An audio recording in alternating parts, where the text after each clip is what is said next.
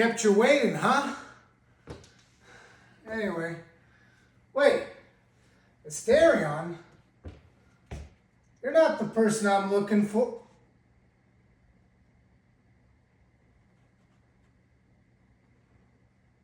What the hell is Asterion doing on top of Gaijin Hunter? Listen. Gaijin, we gotta talk. Shields up, Ironbreakers. Rurikhan here, coming at you with another episode of the Third Fleet Podcast. I'm here with Gaijin Hunter, and we're going to be talking about a wide variety of topics. There's not a whole lot to talk about when it comes to Monster Hunter itself, but there are a bunch of topics that we want to get to. We're going to be talking about Tokyo Game Show. We're going to be talking probably about some Dragon's Dogma 2. We're going to be talking about Final Fantasy XIV. We're going to be talking about Baldur's Gate 3. And when it comes to Baldur's Gate 3, we're going to do the thing where first we talk about it spoiler-free for those of you that still haven't gotten to finish the game, which I think you should savor Baldur's Gate 3 like some fine wine. And then we're going to go into a spoiler section at the very end of the podcast. Naturally, I'll give you guys big warnings to make sure that anybody that doesn't want to get spoiled doesn't get spoiled. But I think that it's really interesting to have spoiler discussions on Baldur's Gate 3 because it's almost a different game depending on how you play it. Oh, yeah. And this has been a long time since we've done a podcast where you're not sick and I'm not tired, which is kind of cool. Yeah, I'm feeling good today. This time around, I'm not sick, but I do have a mega migraine, so we'll have to deal with that. Hopefully, it won't get much worse. But and you guys know how you can help him solve his migraine. Oh, hit that like and subscribe. Hey! No, hey! Oh my God! Hey kids, let's help Rurikhan fix his migraine. Hit the like button now. Fix my migraine by hitting the like button and so subscribing and doing all the things. Yes. Well, anyway, I figured we'd get started with something that happened quite recently, which is the Tokyo Game Show, since you have the added context of being able to actually watch the whole thing and understand what is happening, whereas I can't do that. Yes, because it was blatantly apparent that this was meant for more for local game media because, man, most companies did not have a very good international language support at all, which is, quite frankly, a little interesting because it's such a global market now. You'd think that they would invest in that, but nope. That's one of the things that you and we talked about before this Tokyo Game Show, and we were telling people, we don't think that Monster Hunter 6 is getting announced at this thing. It would be a major step back to the franchise. And people are like, what are you talking about? Makes perfect sense. Ryozu said so. Dude, the Ryozu said so is the one that always gets me because we did that one episode where you were like, no. Let me look this up. I'm going to translate this thing properly. And then you translate it and we were both like, wait, that doesn't mean... They still say it. That doesn't mean anything of what people are saying. Then they're like, but they announced that they're going to release a game that will sell millions by the end of their fiscal year. That was reported by that Bloomberg guy. Jason Schreier? I looked at... Huh? Jason Schreier? No, Bloomberg. Mochizuka? Isn't Jason Schreier... I think Jason Schreier is with Bloomberg. Well, maybe he's with Bloomberg. I'm thinking Bloomberg Japan, though, has a guy who likes to talk about leaks and rumors and stuff like that. He's like, this was asked at the pre-QA session. I'm like, I looked it up. It's not written anywhere on there. I'm like, yeah, that's something they put on their IR report. So I don't know if he was reporting on a rumor or exaggerating something. I don't know. But there's no record of that. And then I found that there was... There's just tons of mistranslations. I'm telling you, if I needed a job, I think I would just become like a game news media outlet here, independent, and actually report on what people said. Report things accurately as opposed to like wishy-washy translations. Like Ryozu said, we're announcing the next Monster Hunter at Tokyo Game Show.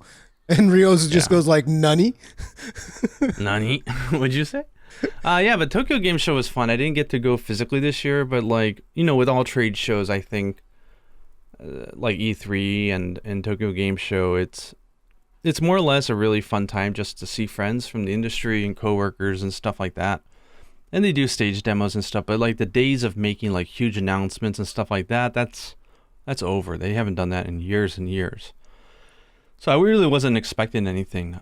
There was one thing I was expecting, and man, I was slapped in the ass hard for expecting something, because I'm telling you, I set myself up for disappointment, and that's what I was fed. So I have a sour note from the Tokyo Game Show, but overall, I thought all the stuff that was shown was interesting, quirky, fun, you know. But I want to talk about that sour note because it's a game that I never played. I never really got into, and it's a game that kind of like fascinates me the few times that I've looked into it, because I was like, this looks like it'd be really fun. It looks like an MMO, except it's single player with optional co-op or whatever. It seems like it'd be friggin' fantastic to play. We're talking about Fantasy Life. Like, Gaijin has been, and I think we've talked about it previously in the podcast, that you were super excited about jumping into Fantasy Life. Which version is this one? This is fantasy. This is a sequel. This would be the official second one, but they had a mobile game, so I'll say it's the third entry in the series. I thought they called it like Fantasy Life like 5 or something. I guess not. No. It's Fantasy Life. It's Fantasy Life I. Okay. Girl Dragon and the Girl Who Steals Time or something like that. I can't quite remember the name, but you guys have some strange names over there in Japan, dude. Like, I know. Well, that's, you know what? I don't know what they did with the localization department, and I generally defend localization teams hardcore, but like the quality of their localization is horrible right now. Like it's all like not machine translate, but like, I don't want to say direct translation because that means it's accurate, but it's like it's a literal translation of the Japanese on everything they do.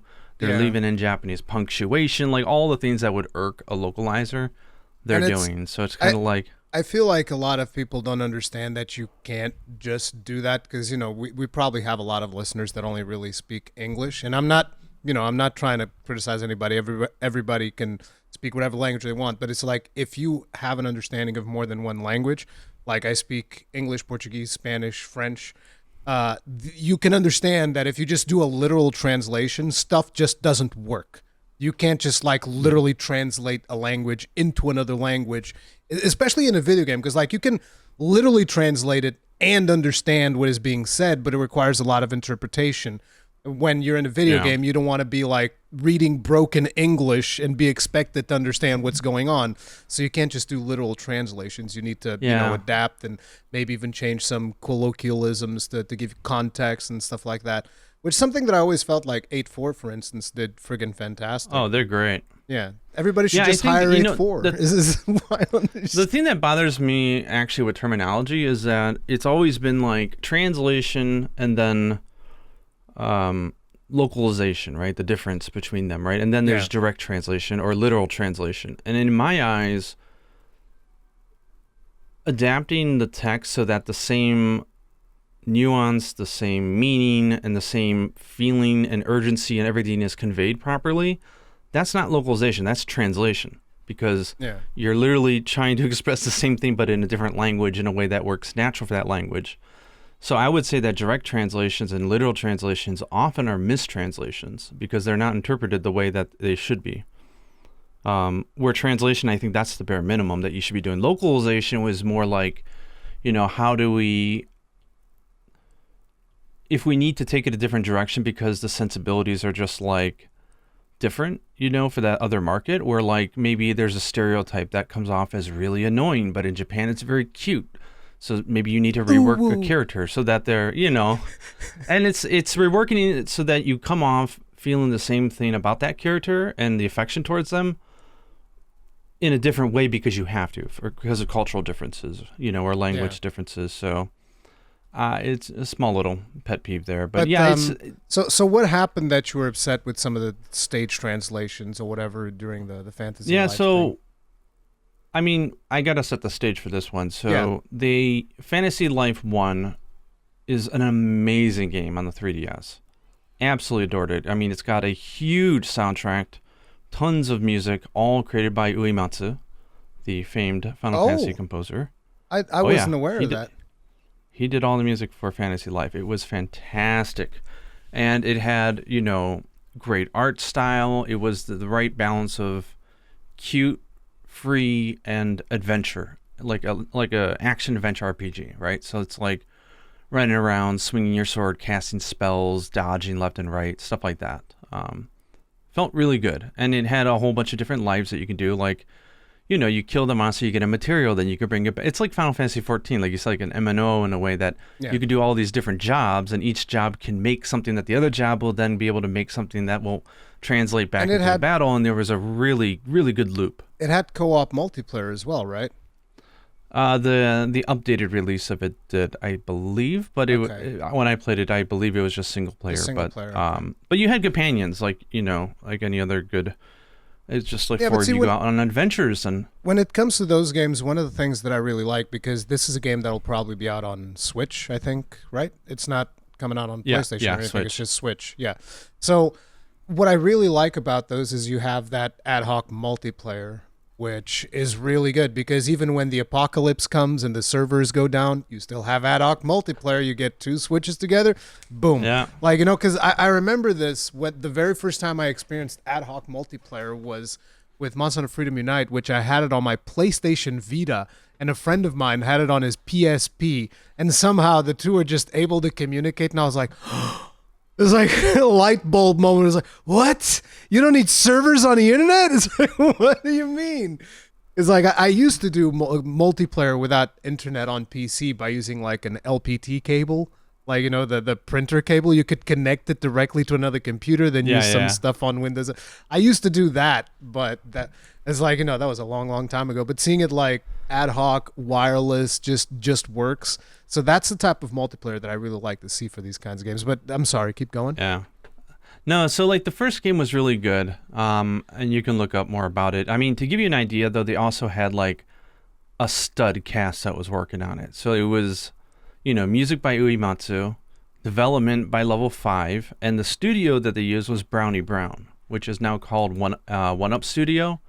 I don't know if you're familiar with this studio, but if I name off some of these games, you definitely know who they are. I think I've heard of Mana, them. Mother 3, Blue Dragon, Super Mario 3D Land, Triforce Heroes, 3D All-Stars. Like, they worked on Odyssey as well. Like, they know how to make a game that feels very cute and polished and feels really good to the touch, you know? Mm-hmm. So, like, it was a really well-done game. But then, so that was a while ago. Then they had like a small little re-release, and then they did a mobile game, which was the next Fantasy Life. And I was a little worried about that one. It was Fantasy Life Online, but it actually ended up being one of my favorite mobile games of all time. I hate mobile games. This one was good. It didn't have the traditional like stamina limitations, have to do the gotchas or anything like that. It was none of that. It was actually just a really good game. Did you just buy it for one time? No. It was free to play. It was free to play, but it was done right. And I played that religiously for maybe, I want to say 2 or 3 years we played it. Okay. We played it hardcore, me and my daughter, and we had a really good time with that game. It was really well done. I'm like, okay, it's time for the next Fantasy Life. Come on.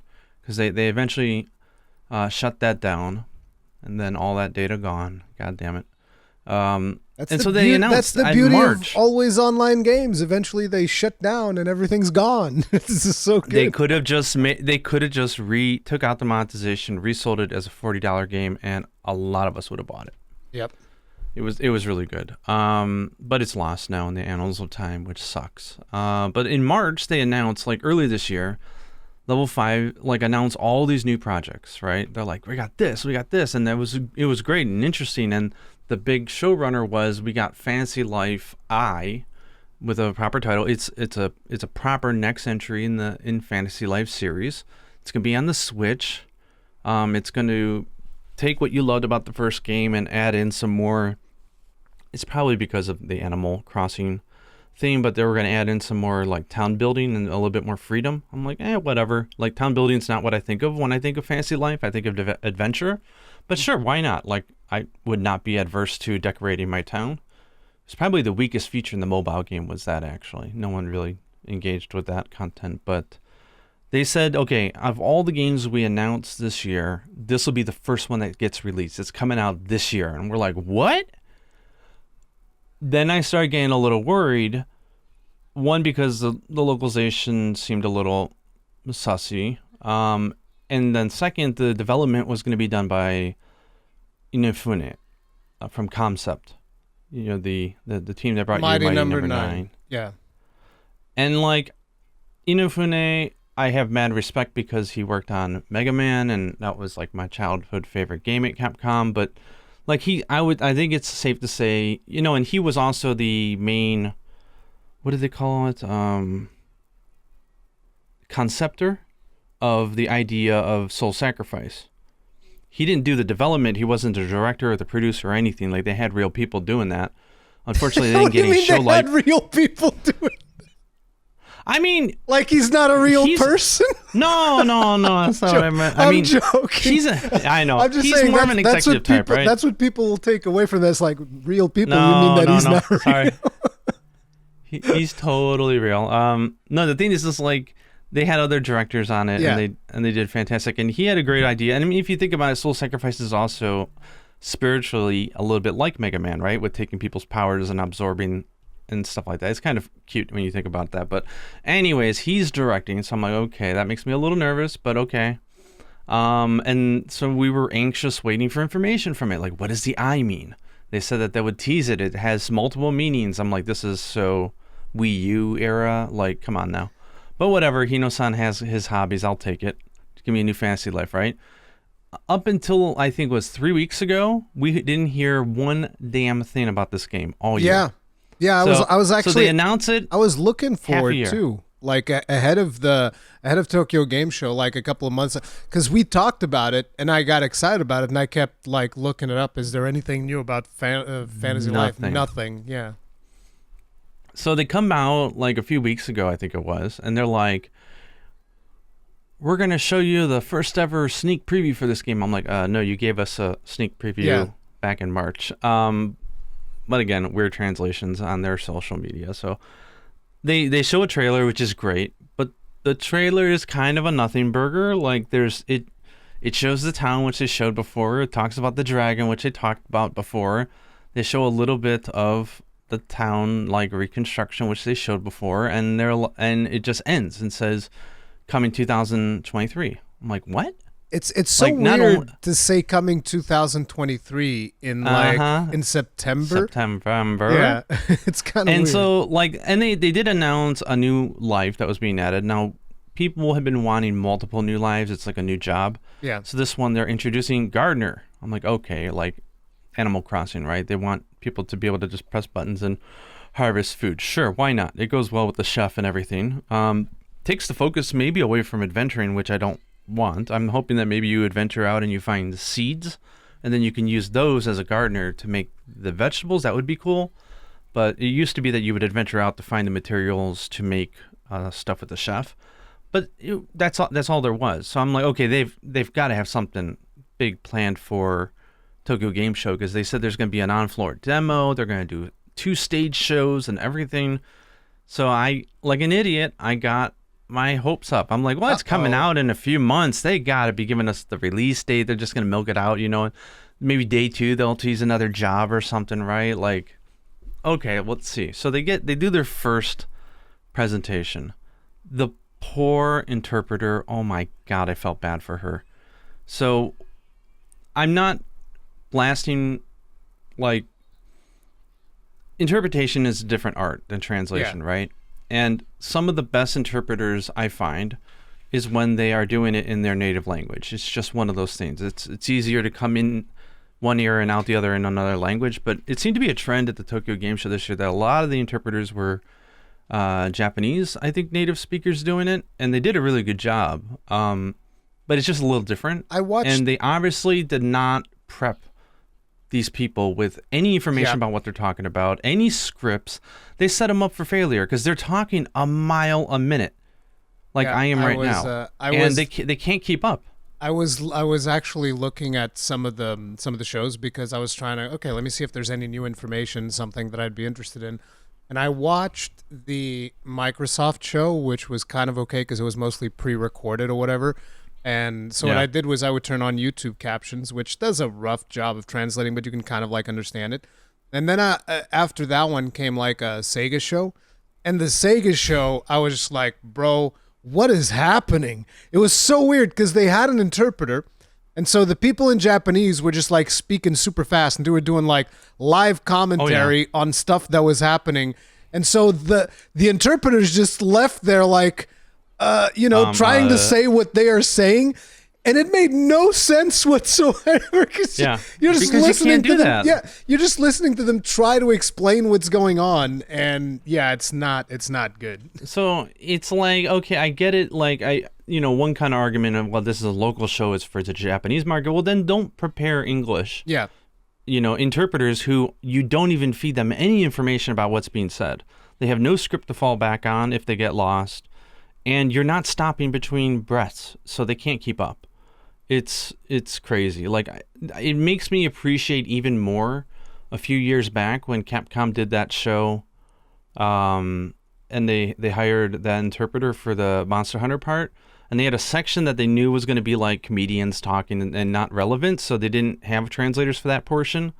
And then they had the interpreters for the other one, and he was really good, and they paused and let it, so that he could actually, and you could tell that he knew what was going to be discussed. Yeah. It was like really well done. Because Capcom's a really global-minded company, but they seem to be one of the only ones, unfortunately. So I felt really bad. So let me just say, whoever you are out there who did that show, I doubt you're listening, but I'm so sorry you had to go through that. That's so not fair. It was it was nice to see, at least even in the toxic YouTube chat. I mean, you had the people spamming the clown icon, of course, but a lot of people are like, I feel so bad for her. Yeah. Like, poor lady can't keep up. But anyways, so they do a show. They're like, okay, we're going to show you some stuff. And they literally just went through a PowerPoint presentation of like the exact same stuff they just showed a week beforehand and said, we've got a demo on the floor that's 15 minutes long. I hope you enjoy your Tokyo Game Show. Goodbye. Come in 2023. Literally nothing. Damn. So I was like, okay. Then they had a live show where they were going to play it. I'm like, okay, this is exciting. It turns out that they had absolutely nothing to show. So they had two comedian duo get on the stage. And this group, I forgot their name. I think it's like America Zanigani or something like that. But they're usually fine. They do a lot of Capcom shows. But without being fans or really knowing what they're doing, they just have to fluff and just literally drag the time out. So they're talking about like, oh, you can move the camera 360 degrees. Oh, that's so cool. Like, I mean, God. Obviously they had no content to talk about. So they get up on there, they're blabbing on and on about absolutely nothing. It's like, whatever, get to it. So he does a little stage presentation. Again, exact same stuff we already knew. Hey, we've got a new job, mystery. Do you know what it is? I'm like, yeah, you revealed it a week ago, dude. Like, and they're pretending like they didn't announce it or something, and the way they're talking is like trying to present it to a 6-year-old or something, and then they're like, "We're gonna have you play it today." And like they're exaggerating that they don't know how to press the A button, so they're like, "Oh, what do I do? Oh, look, I'm doing it." And they're just pressing the A button. So they had them do 3 mini games, the cookie mini game, which is the exact same thing it's always been since the 3DS days. Which is fine. It's just like, that's not what you do for your stage demo. Yeah. Then they had fishing, where you just move the analog stick. Again, they're not talking about the story. They're not talking about the adventure part of it. It's just a nothing. And then they did, I want to say gardening or something. And then they're like, that's it. Thank you very much. So and like even like 3 there's profession mini games, and that's it. Yeah, and it sounded like they remixed Uematsu's work because I didn't care for the music. It sounds like they reworked it, which kind of sucks. But they had nothing, and then they just coming to the 2023. Please look forward to it. I'm like, are you serious? Because they've done no marketing on it, which tells me they're not confident about it. I think they just want to get out the door and let it die. And they do shows and stuff about it. They don't show anything. I mean, either it's going to be an amazing game, and their marketing department is just the worst in the world, and we're going to laugh about it later and say, how stupid were they? Sitting on gold and not know how to sell it. I mean, or it's going to be what I think, which is going to be, it's going to be a mediocre game. I mean, to me, it's like, I wish more publishers would spend less on marketing and more on actually making the games good. If that is the case, hey, I'll take it. I don't care.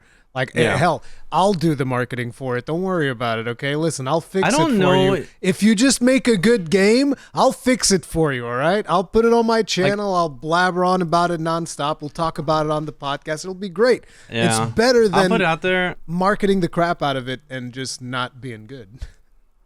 I don't know if this is true because I actually had not watched the part where apparently they explained this, but I asked on Twitter or on X, previously known as Twitter. I'll just keep calling it Twitter. But I asked, I was like, did they ever explain what the I meant? Like, because my guess and my fear at the time was that it was going to be a free-to-play game that was both on iOS and Switch, and that's why they would call it I or something. But the thing is, someone said, they explained one meaning behind it. They said, because Inafune is the director, it's I.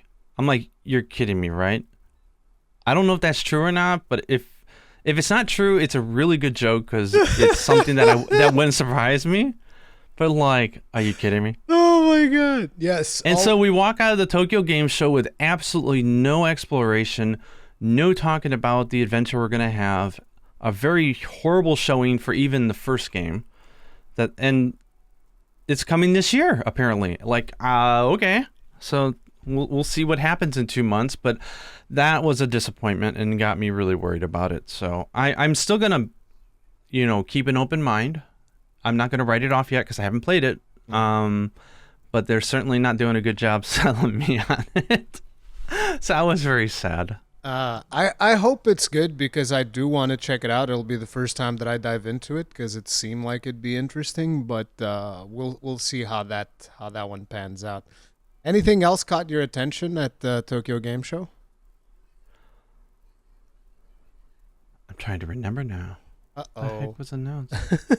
I mean, obviously, it's not a Dragon's It's Dogma. not a good thing when you don't know what was announced. I mean, one thing that we talked about briefly, so we don't have to go into in detail, but I wasn't expecting anything about the next Monster Hunter game, so there was no disappointment on my end about that. And likewise, it seems like they're focusing their power on the actual anniversary date around March, so maybe they'll announce it there. I don't know, but that at least gives me closure. I'm even now thinking that maybe they won't even show it at the Game Awards. I don't know. I think it's possible, but at this point, even if they don't, it wouldn't surprise me. Just if they're just channeling all that marketing energy to March, like it's like I was talking to Fightin' Cowboy, and Fightin' Cowboy has this theory that they would announce it at the Game Awards and then release it at the anniversary. And I was like, no, that's too early. That doesn't. No, that seems like I'll take it. I don't care, but I think that bro, that feels way too quick. So now I'm also adjusting. But you know what? Maybe, I don't know. I'm kind of adjusting my expectations to potentially seeing it announced at the anniversary. Maybe. Yeah. Maybe announced at the anniversary and then released. Well, what I'm thinking is it would be nice if they did a teaser announcement at the game shows and then say more information during a special anniversary event in March, and then we know, okay, it's coming fall, or something like that. That would be cool. That would make sense. And it would be interesting to see them just because, if they come in fall around the holiday season, right? Fall, holiday. It's just have Capcom Switch coming 2 announced and everything, right? Capcom coming in with a statement of intent. It's we're taking the holiday, god damn it. That's it. Yep. This is ours now. That would be friggin' awesome, but whether or not they're going to do it. I mean, if you think about it, I was thinking, why are they showing Dragon's Dogma 2 so much? And we discussed in the last podcast, it's I didn't realize it's been 5 years since, they finished Devil May Cry, which means they probably had 6 years of development on this game already, which just, where's the time going? Seriously? Exactly. I think, because you were talking about when we did that thing about translating Dragon's Dogma, you were talking about how you think that maybe 2025, because you were thinking Monster Hunter would still come out ahead of it. I'm like, nah, bro. I think it's coming out next year. It's nah, forget about it. That's going to be their big game next year, and this time it is actually going to hopefully get the attention that it deserves. God damn it. Yeah, that's the thing that makes me think, right? If announcing anything Monster Hunter related that's so big globally with how World and Iceborne did at Tokyo Game Show would be a bad idea, I think.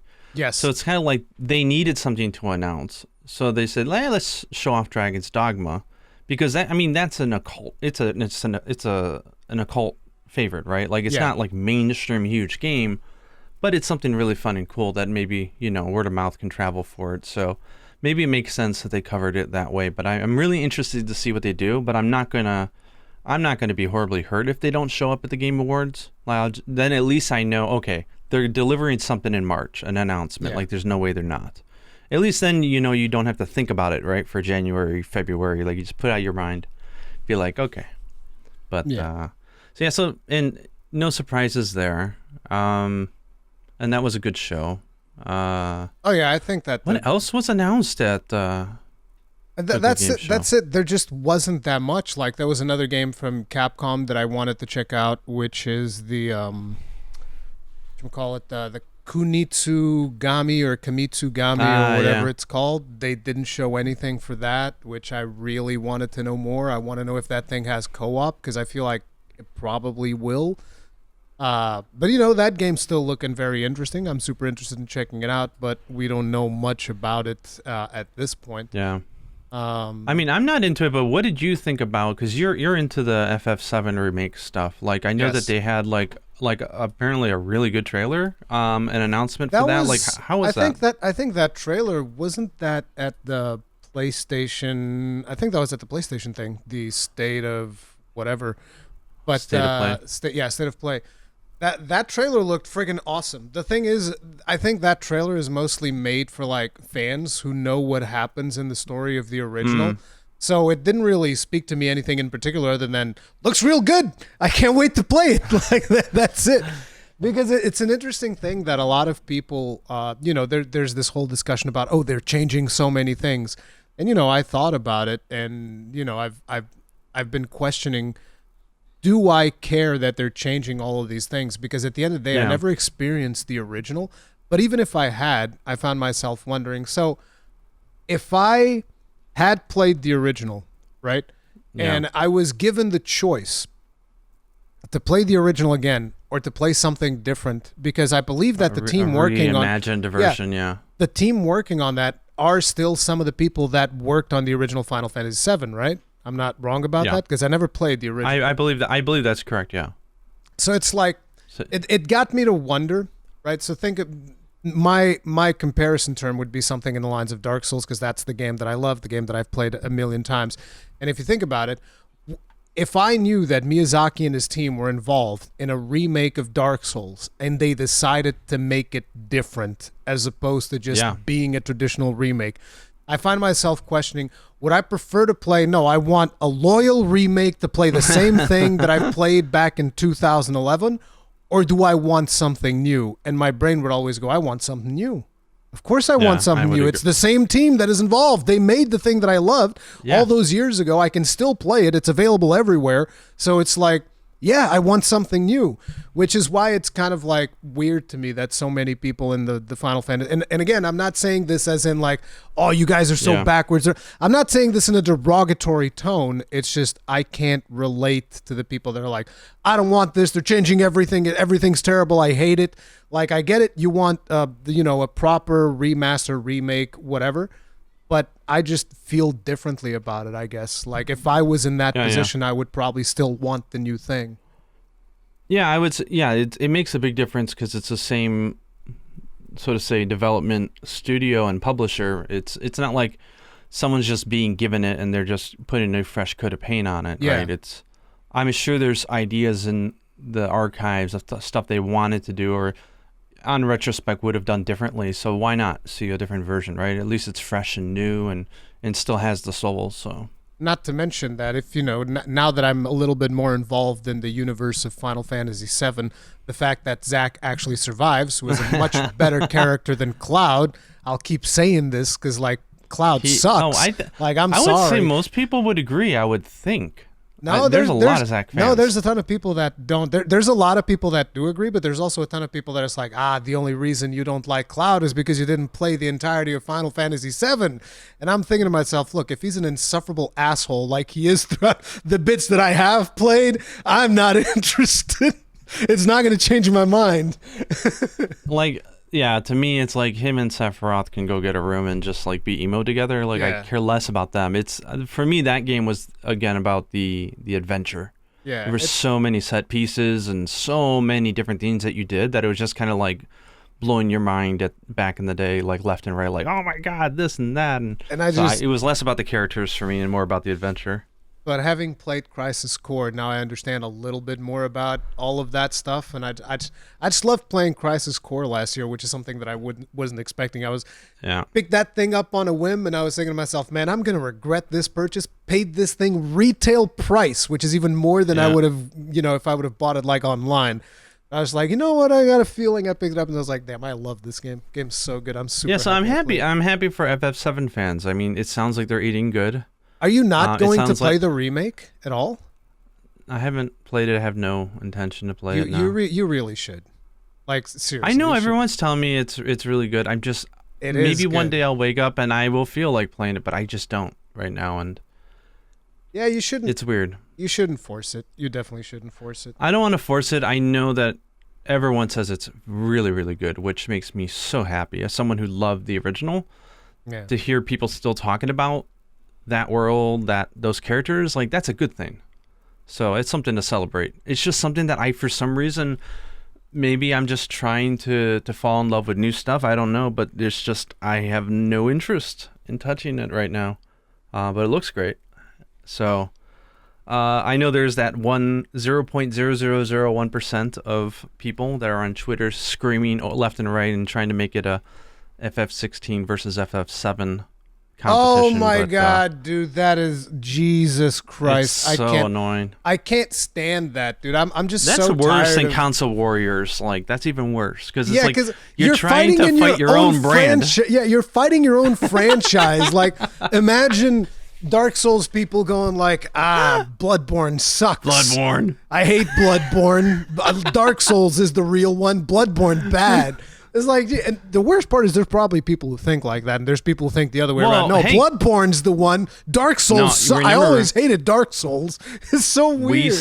We saw that fraction of a percent for Rise and Iceborne. Yes, we saw them on Twitter. It's not even the 1%. It's a fraction of a fraction of a fraction of a percent, but they are loud. But people pitching like 16 against 7 in a derogatory way, it's like, what are you doing? You're eating good. Like, shut the fuck up. Like, seriously, stop, please. For the love of God, enjoy. Just enjoy games. Your franchise is flourishing. Yeah, exactly. That's such a good thing. You're getting the game you want. Why do you need to use the game you want to take a crap on the game that you didn't like, despite the fact there's a ton of people who did like it, which, by the way, 16 is a goddamn masterpiece. I don't give a damn. God damn it. It's really good. Oh, man. It's a really good game. It's just that simple. How about you? What at Tokyo Game Show, if anything? I mean, it was just Dragon's Dogma 2 pretty much. That was my thing. Like that was about it. There's not really a whole lot more there that was super interesting. Like I guess I got reminded that they're making a remake of Persona 3, which is weird because I thought they had already made a remake, but apparently they did something which is Persona 3 Fez or whatever, and then it's going to be the Persona 3 remake, and I was like, which one should I play at this point? Like, I don't know. I guess I'll wait for the next one. Hey, it's all going to be on Game Pass. That was a big message I got, was that they're, Game Pass is investing in Japanese localization. They've got, Elder Scrolls Online, apparently. I don't know if that's any good, but that's being localized in Japanese, and it's going to be on Xbox. It's like, I have conflicted feelings Octopath Traveler 2 is going to be on Xbox in Japanese. Listen, obviously, I have conflicted feelings when it comes to Game Pass. Game Pass? With the recent leaks that we had from Microsoft, because Microsoft is moving in a direction that is going as far away as they possibly can from physical media, and I'm that guy that is like, I want the physical media. Go for it. I'll go for it first. I want to hear your so it's like I love physical media. I want to buy games. I've never been interested in Game Pass, but I've always said I think it's a great value proposition for people that they can't afford a lot of games, so they can just get like their Netflix subscription of Game Pass or whatever. And that to me is fine. It's a fine service to have. The problem that I have is I see Microsoft moving more and more away from physical media. Like a lot of their games, you can't even play them out of the box nowadays. So like if you buy like a game, it requires you to, do an install or something from the internet and whatnot. Their next Xbox, according to the FTC leaks, which, we usually don't report on leaks, but this one's like literally everybody's talking about it. It's impossible not to see it. But the next Xbox, the Brooklyn or whatever, doesn't even have a disk drive, which just kind of like reinforces, and they had like that whole marketing game. It's adorably all digital, and I'm like, it's also adorably not getting my money, but and that direction is something that bothers me because I want to have physical versions of games, and the more we go in the direction of Netflix of gaming, which is something that I'm not interested in at all because games come in and out of the Netflix service and all of that stuff, and I just want to own my games, that's where I'm at with that. Yeah. The way I'm looking at it, I totally agree with what you're saying. However, I would make and this is not an argument against it because, it just sucks overall that it's like this, but most physical games these days aren't even playable out of the box anyways. They're literally just trophies for your bookshelf, which is still nice, but they're not playable. And I think with the complexity and just the way development's happening and distribution, that it's just like, it's becoming not worth it. Like, did you see, like, for example, Capcom said in 2021 that the majority of their game sales will be PC download within like a year. And you know what? It's become that. It's over 55% now, I think, or even higher. But I know last year they said that 52 or something % of all their sales were PC games, which I guarantee you were not physical versions. Oh no, there's no such thing. There's just no. So I think for Microsoft, they're thinking about the future and survival of the company, less than like let's go to digital. That's fun. I think it's like I don't think they see a future in physical media. It's just how the industry is moving. So they're like they were doing with the company once the new CEO took over and said we're screw this hard fighting people for hardware stuff, like. Went back to Apple, said, put our office and everything on there. Like, we're a software company, we're a solutions company. They're investing incredibly high in, like, they're running the Bing AI, which is ChatGPT 5. The flip side of Microsoft's strategy is, like, if you really think about, well, what is the end goal of that strategy, right? And the actual end goal of that strategy is you're not even running the games natively on the hardware anymore. Like right now you still are, because in their mind this is a transition period, and probably in Sony's mind I would assume they're looking at this as a transitionary period as well. I think most companies are, because the end goal is the cloud. Let's just make it clear. They just want you, like, you buy a smart TV and all of your games are there on your account and whatever, and it's all in the cloud. Nothing gets processed locally. And I have problems with that because, where you are, like, you have 2 terabit internet, whatever, no problem. Giga, whatever. Okay, terabit was maybe a bit much. But yeah, 2 gigabit internet, no problem whatsoever.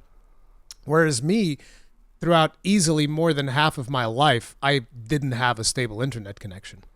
Like, it was a struggle growing up because, it wasn't a struggle to grow up. What I'm saying is to access the internet while I was growing up, it was a struggle. It was like a big deal because it just wasn't available. Like now it's more or less kind of available, even though a lot of times I still have like outages and stuff. And usually it'll happen right before I need to stream like a really major thing for my channel. It'll be like, yep, time to mess up your internet. I was like, God damn it.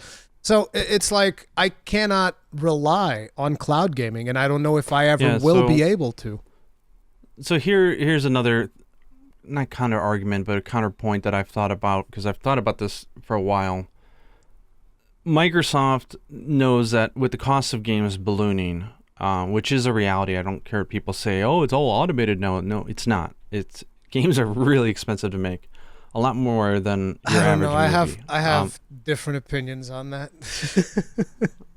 But anyway, I'll say Xbox even Phil has admitted, like, if they have to go up against Sony, they're not winning, obviously, because they fumbled the ball at the most crucial point in the industry's lifetime. It was the wrong period to fumble it, and they fumbled it hardcore, and there's no coming back from that. And now, because games are expensive, it makes much more sense to go multi-platform for almost every game than to just be stuck on one, which is the truth.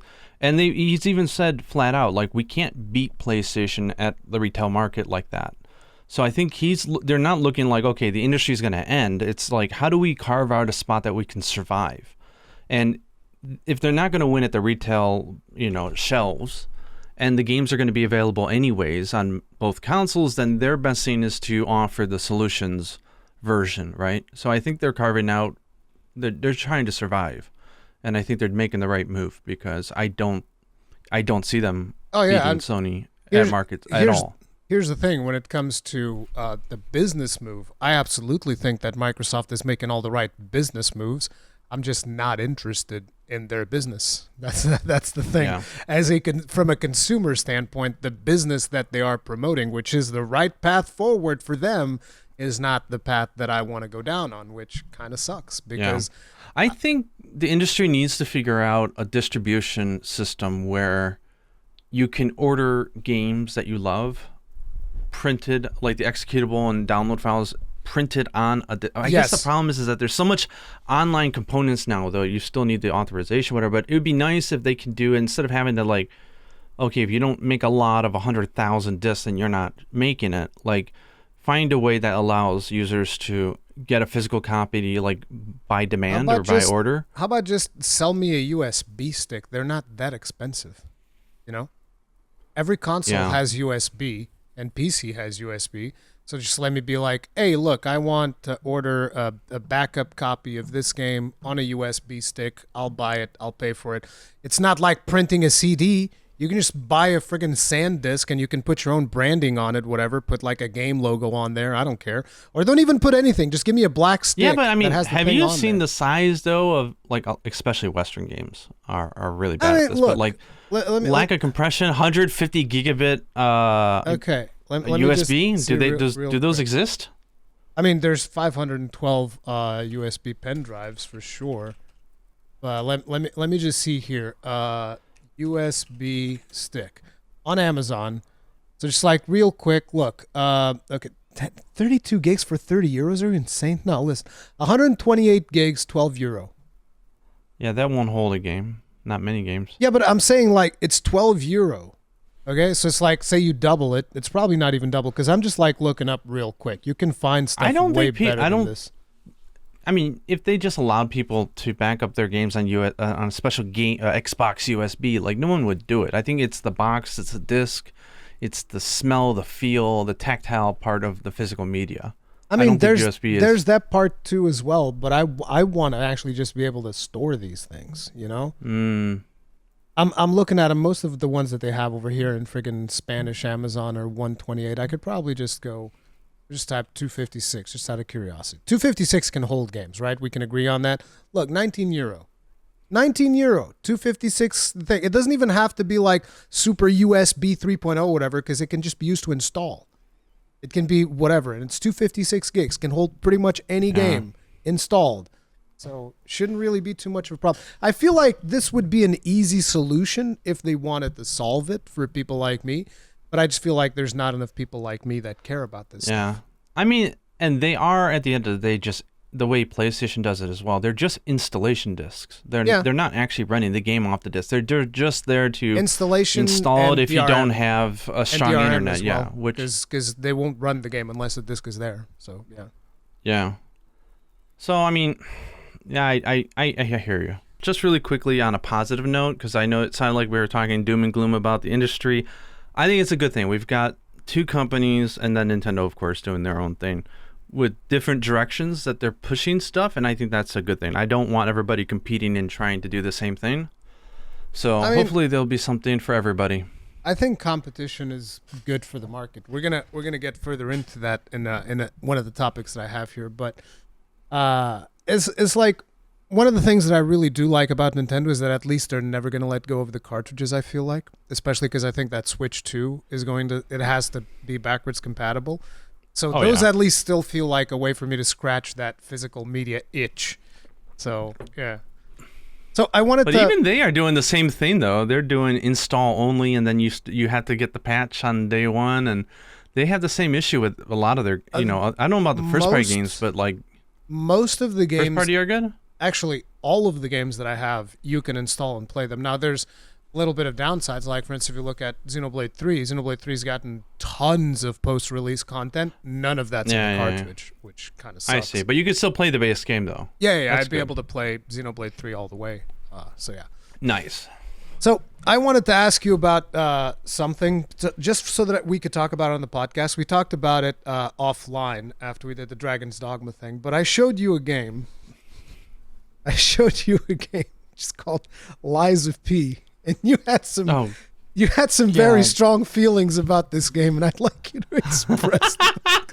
It's like, look. Well, you're just setting me up to get roasted today. I'm not setting you up to get roasted. It's like, listen, I've been playing. There's something with this game that for whatever reason I can't stop playing. It's like an abusive relationship, okay? You know what it is? It's that you're not getting the product on the streets. You're willing to go to the back alley and get the black market fix. You just want to get a fix, and if the knockoff gives you a fix, then it does. I think so from software, you're creating a black market where people want the content and you're not giving it.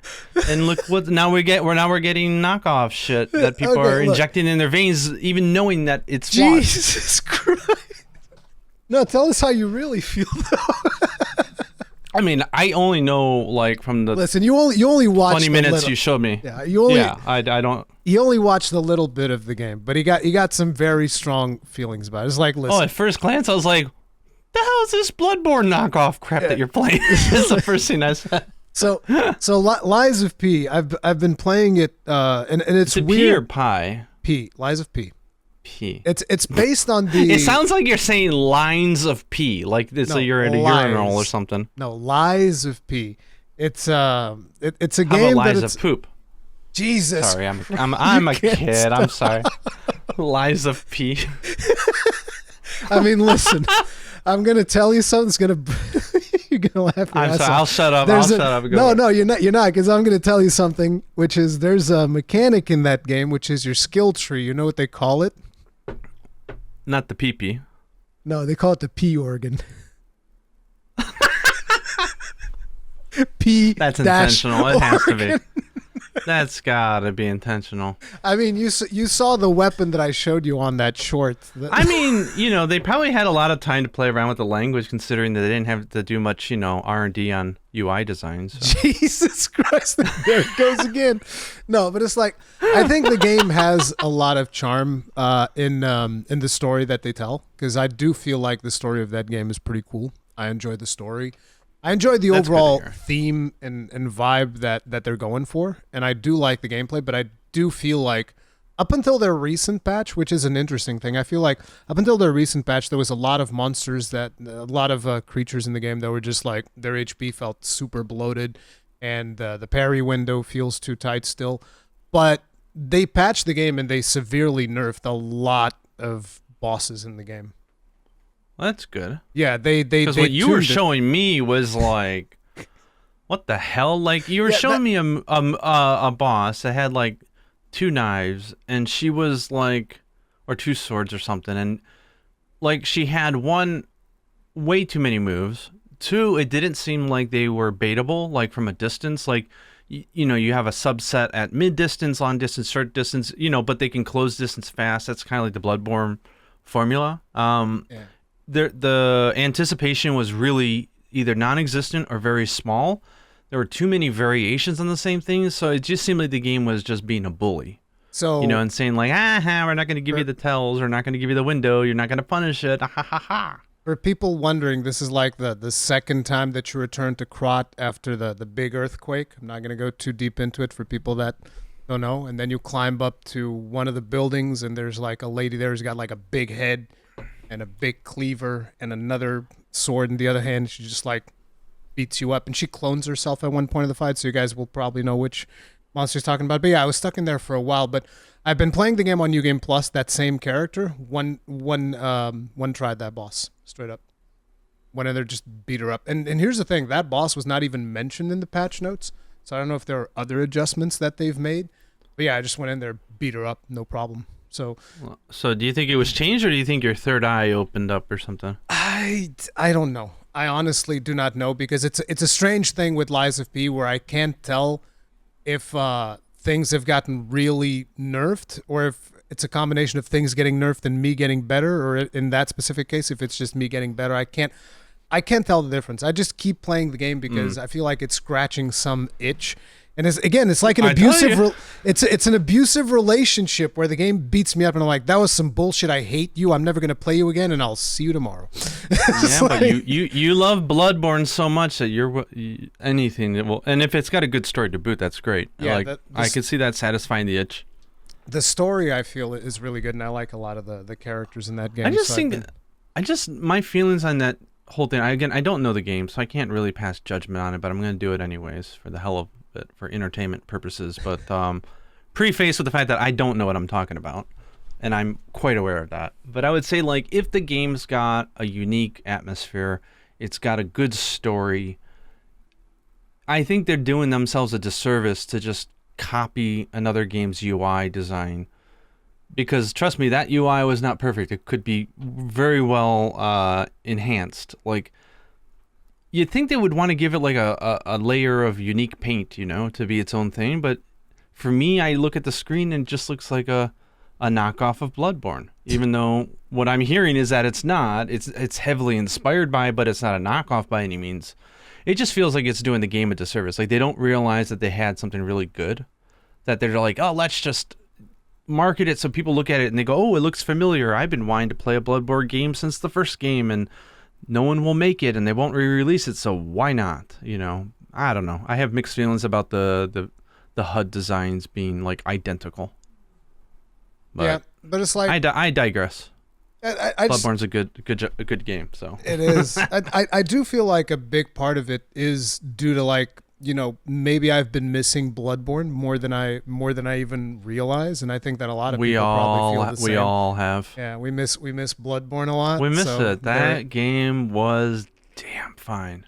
So yeah, this one game kind of like scratches that itch a lot, and I just feel like I'm still not done with it, which is weird because I've played so many goddamn hours of it already. I'm on my third. That's good. That's really good. We'll see how that turns out. You're having fun. So I wanted to ask you about another game that you've played this year, because there's rumors that this game is no longer going to be receiving support. There's nothing official, but we haven't heard a whole lot about this game in a while. Wild Hearts. I didn't play that game. What are you talking about? You played a little bit of it. I wouldn't consider that playing it. You played it. Yeah, I played the crap out of that game. Tested it out, and it wasn't for me. I heard that they made some good adjustments after I had tried it, and obviously the potential to polish it to be great was there, and everyone had that sentiment. But to see it just get passed by is unfortunately not a surprise, given the involvement of the companies in question. But also it's disappointing because so many people stand by, no, this game had some really unique ideas and was really fun. So it's kind of sad to see a game like that not get the treatment it deserves, especially given the chance. Omega Force being behind it and everything. I don't want them to not succeed. So that sucks. Yeah, have they even come out and said that, or is it just a rumor at this point? No, it's a rumor. As a matter of fact, shortly after the rumor, they even made like a post about how they did some changes, some maintenance stuff on the game and whatnot, but they didn't really address any of it at all. But I think it's probably pretty accurate. Did I ever tell you about the exact moment that I stopped playing that game? I don't think so. It was in a live stream, so you can tell it's probably not going to be good. I uninstalled Enlighten or re-enlighten me. I uninstalled it right then and there. It was because, so I was playing the umbrella weapon, which required a lot of like parry timings and whatnot. And near the end, the what do they call them? Kimono? I think they called them kimono. What did you do? Pick up a long sword and realize it does 5 times the damage? No. But I was playing the umbrella weapon, and near the end, the counters started getting really challenging because the kimono just hits super hard. So you miss one pair, you get giga punished. And so I was like, okay. Every time you say that, I'm sorry, but every time you say that, I hear it as you're saying that the kimono are attacking you, and I think of like a kimono dress like slapping you with fabric. It's such a weird word to use for a game. It so is. It's not your fault. I agree. But so there's I decided I'm going to go for the hammer, which was another weapon that I really liked in that game. And so I started practicing with the hammer. Stop. What? Hammer time. Oh. Boy, I'm dating myself. I'm sorry. I can't believe you would do that. For a second, I was like, is something wrong with the recording? What's going on? Is this an earthquake in Japan? Hammer time. So I apologize. It's fine. So I go for the hammer. And, I started practicing it, started getting better at it, and eventually I started seeing what kind of combinations you could do with the karakuri system of the game. And there is a very specific move that only the hammer has using this karakuri, which is called the stake karakuri. So the stake karakuri is like, those things that you have in a fireplace that you kind of do like this to fan the flames? Oh, yeah. So... Yeah. The stake karakuri is like that, except on the part where it blows air, it has like a harpoon. So your character deploys that, jumps on top of it, it shoots a harpoon. Like a mini Dragonator? No, not a Dragonator. It's a harpoon like with a rope.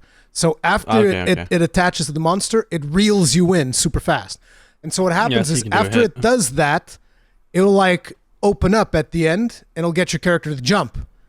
And so that enables a very specific move for the hammer, where when you do that, the hammer gets to do a special attack where it goes like an arc midway. It's kind of a tricky thing to land, but it does a special animation and you can do like a really beefy attack with the hammer.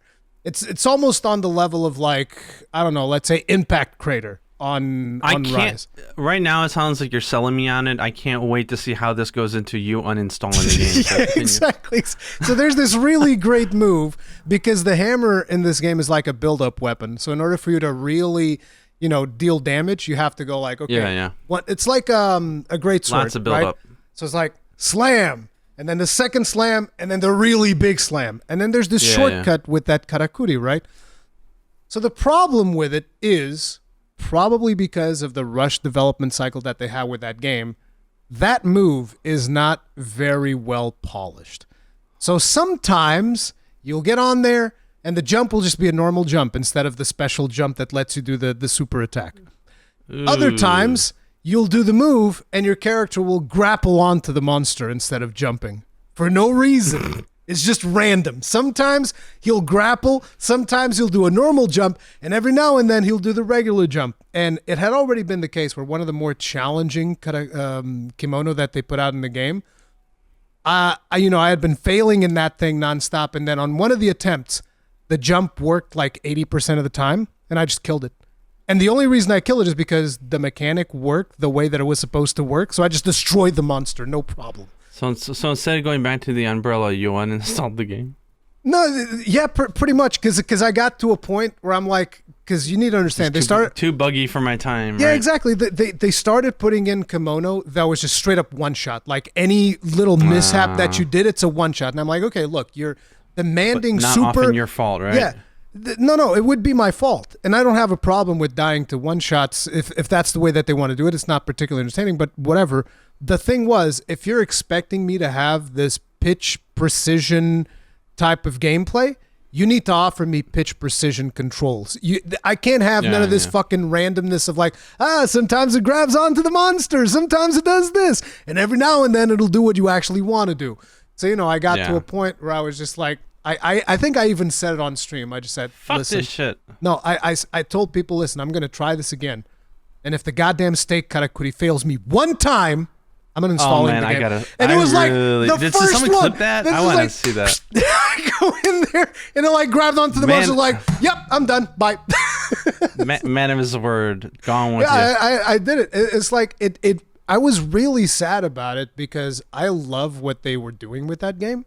Like, I think that they had a really good thing going.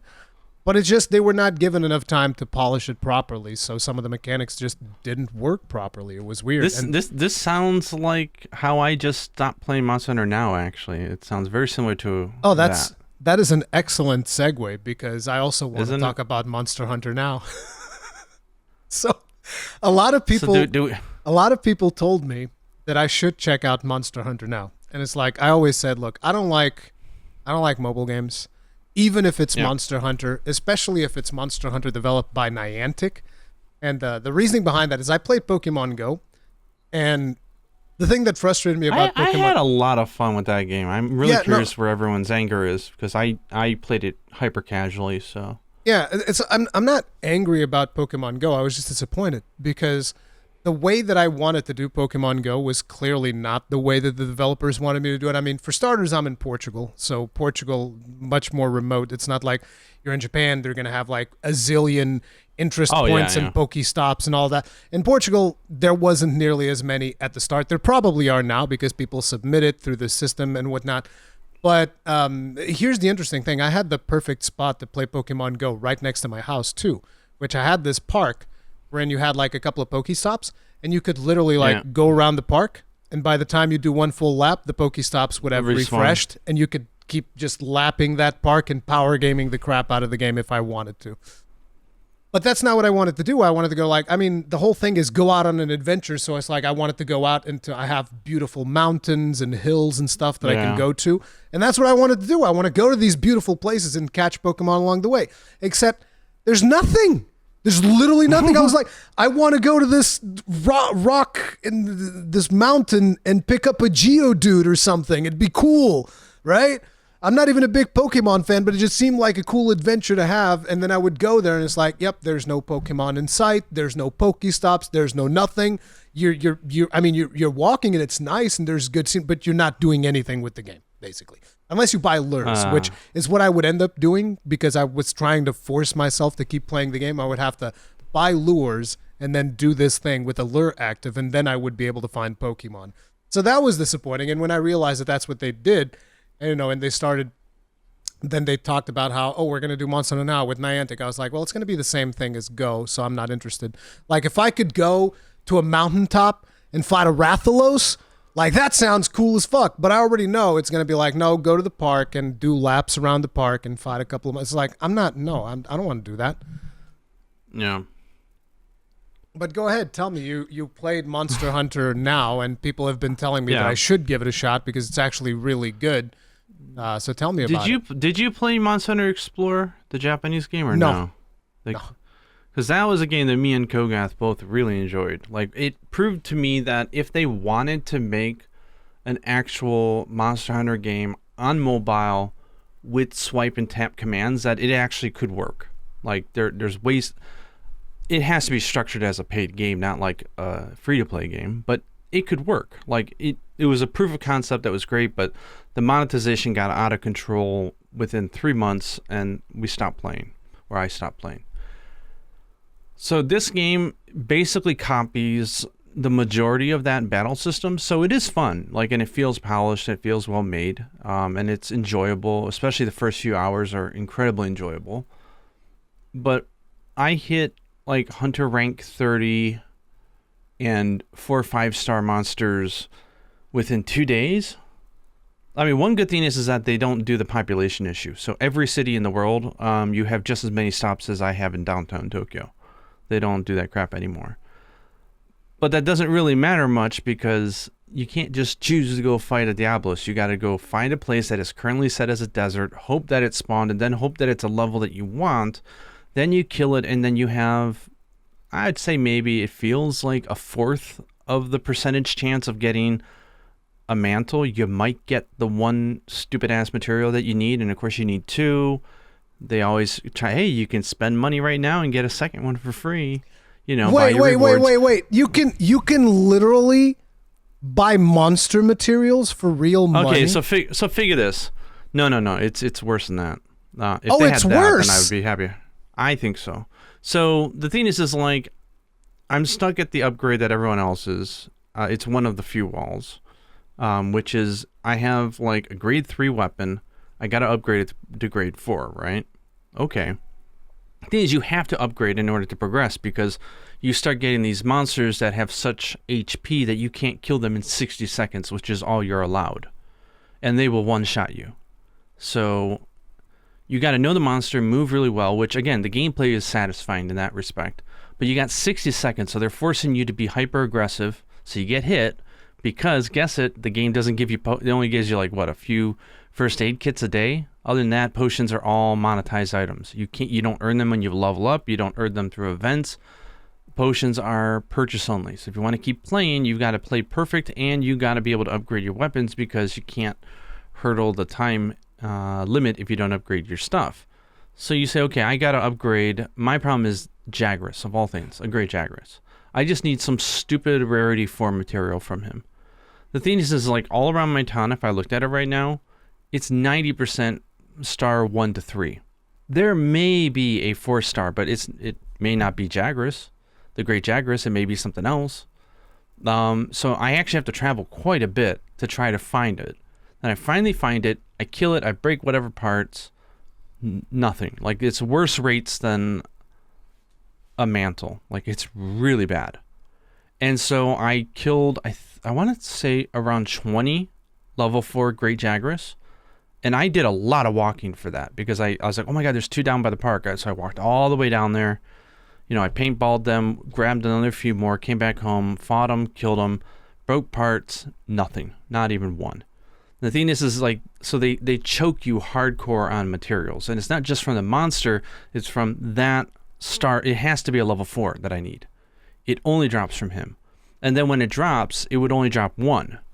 And of course the upgrade takes 2. So I think what they're doing is they're choking you hardcore on the materials. You got to walk to even face the monster. You got to be lucky for it to even spawn. And then when it does, and you finally kill it, and you get that one item, you still need another one. And then there's that button saying you could spend, $2.50 right now for double the rewards, including the broken part reward you got, which is of course what you need.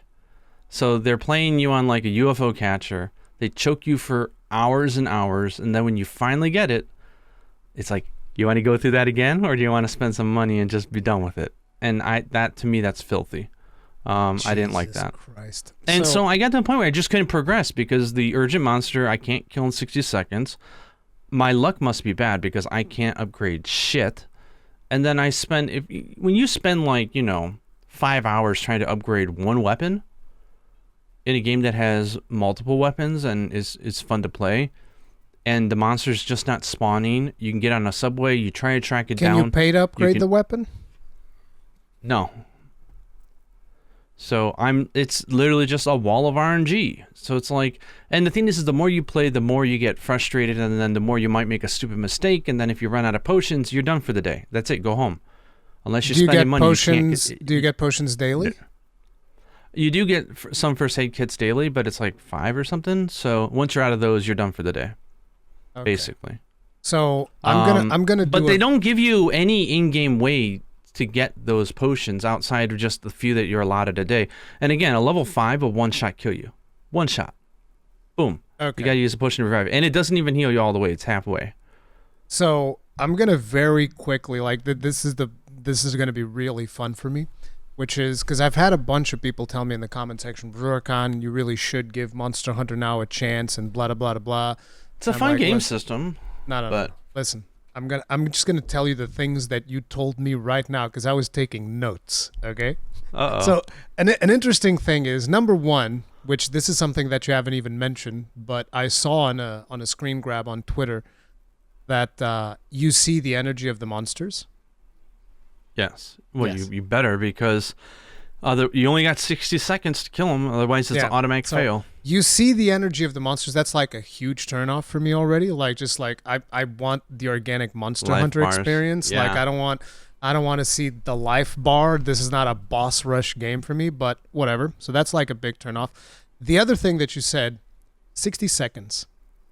It's like I literally made a video saying about how I feel like the game is getting too fast, and Monster Hunter Now is even faster. 60-second hunts is like those are for urgents. Most monsters are dead in 5 seconds, maybe 10. Yeah, but it's like you still have the 60-second limit, right? Whatever. So it's even faster, actually, is what you're saying. Normal hunts are much faster. Even faster. You don't even have to look at the screen, yeah. So it's gigafast. I'm not interested in that. Like straight up, I'm straight up not interested. If anything, I want the hunts to be longer. I've even talked about this. Like I recently did a podcast with Brad Tosker. I talked about how one of the things that I would like is instead of what we're doing now in Monster Hunter, even in Monster Hunter World, where say you go hunt a Rathalos, right? And you do it and you kill the Rathalos and you get the materials and all that. I think it'd be way more interesting if, like, say for instance, you start a hunt in the Ancient Forest and you're fighting a Rathalos. You fight the Rathalos for, like, let's say, I don't know, 15, 20 minutes, something like that, and then Rathalos runs away into another biome. He drops some materials on his way out so you can get some materials for your upgrades and all of that stuff, but then you have to chase him down into the other biome, right? And you have to fight him in, say, the Wildspire Wastes. And maybe it ends there, or maybe, if it's a really tough Rathalos, like, master rank or whatever, maybe it even goes to another biome. I'm talking about making hunts much more meaningful and make it feel more like a hunt than a boss fight. I think that is more interesting. But, like, let's say by the time you get to the third one, it's like if you're fighting something that takes 3 stages, then your chances for, like, a mantle would be 80%. Or something like that, right? Like super high chances for the super rare materials. So if you want to, like, do a faster hunt, you can maybe, this Rathalos has been wounded by another hunter or whatever. You get like a quest like that, and that one you can take him out in one go. Or you can hunt like a prime Rathalos or whatever, and he takes like 3 hunts over 3 different biomes. But when you actually kill him on the last one, it'd be amazing. So I'm actually advocating for, like, I want longer hunts, stuff that feels like an investment of you actually hunting this creature and tracking it down. Right? Yeah, I think if you played Monster Hunter Explorer, and even now to a degree, I think you can see that there's potential for a really good mobile game. If you were to strip out the free-to-play, make it so that the hunts are longer.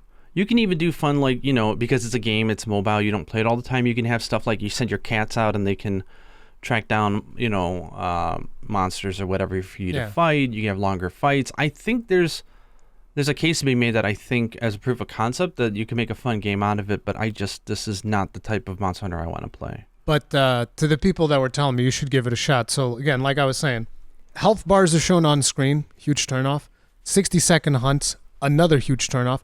You get 5 potions a day. It might be 5. I can't remember the. Or maybe less. Right, we don't know. I'm gonna log in right now. Maybe 5 potions a day. The rest of the potions you have to pay for. There's no way in-game to grind for potions. And this I didn't hear just from you. I've heard from other people on Twitter that there's no way to actually grind for potions, which to me just tells me... It's stupid. Do people not want people to play your game? Like, what's the idea here? This is ridiculous.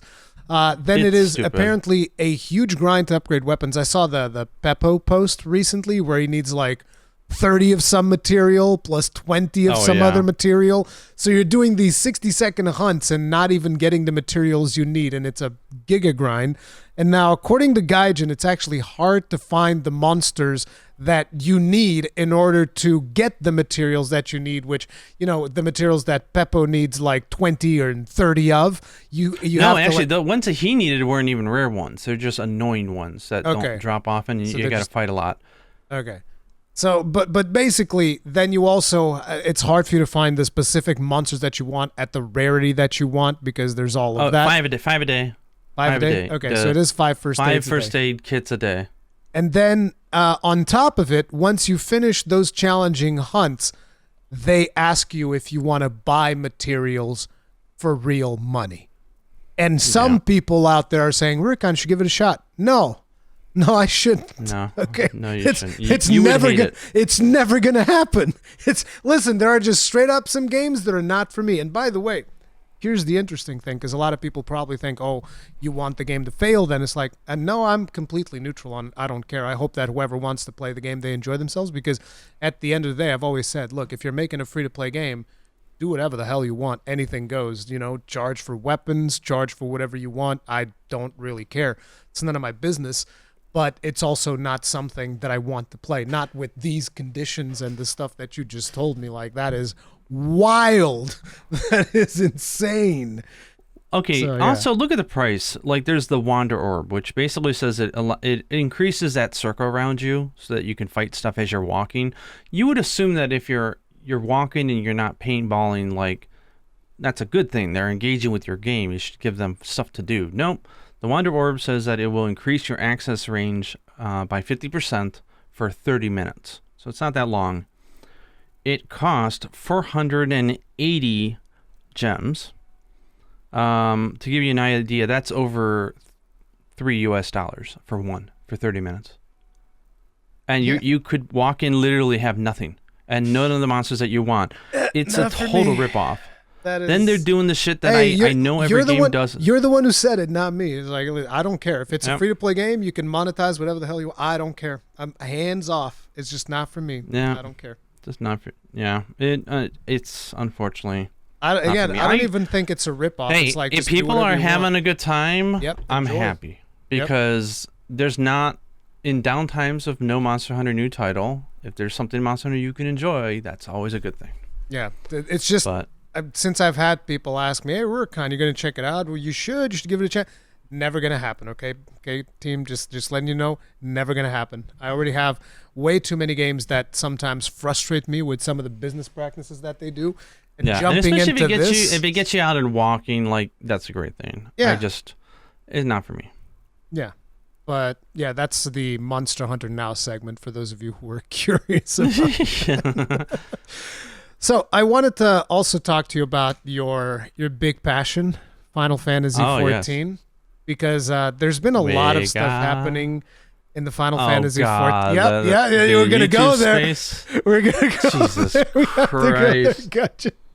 So this is very interesting for me, right? To have this discussion. It's super interesting because it's one of those situations where a lot of people, they tie themselves to one game. And the YouTube algorithm rewards that essentially, which is one of the reasons why my channel is not as successful as it could have been, is because I don't attach myself to one game. I do have a type, which is like the Souls games and Monster Hunter, but I try to play a zillion different things to keep things fresh and to enjoy myself, even if it's not as successful.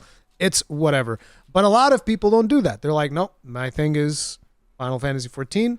So if Final Fantasy XIV is not pumping out content or forcing people to log in every day, this is somehow a big problem. Time to fling some shit. Let's get them clicks. So you've probably been following this closer than I have. So what's the situation been like? I mean, so maybe this is like business as usual. Maybe this happens every expansion. I don't know. I've only been playing the game not even 2 full years. But like... So basically, I'm sorry to interrupt you, but let's set the stage here a little bit. You don't create content for Final Fantasy XIV, so you're just a regular player. How do you feel about the state of the game right now? I mean, over almost 6,000 hours in less than 2 years. Yeah, I'm pretty happy with the game, and I play it daily. You still play the game daily? Yeah. What do you do? Housing, glamour, helping people, making friends, expanding the free company, selling stuff on the market board, savage raids, trying to get better at different weapons, just enjoying myself. Sounds like a whole bunch of content, despite the fact that, the game's only about to get its 6.5 patch or whatever. But okay. Oh, yeah. Big patch coming, yeah. So the sentiment from a lot of content creators appears to be like the game doesn't have any content, the game needs more content. What do you think about that?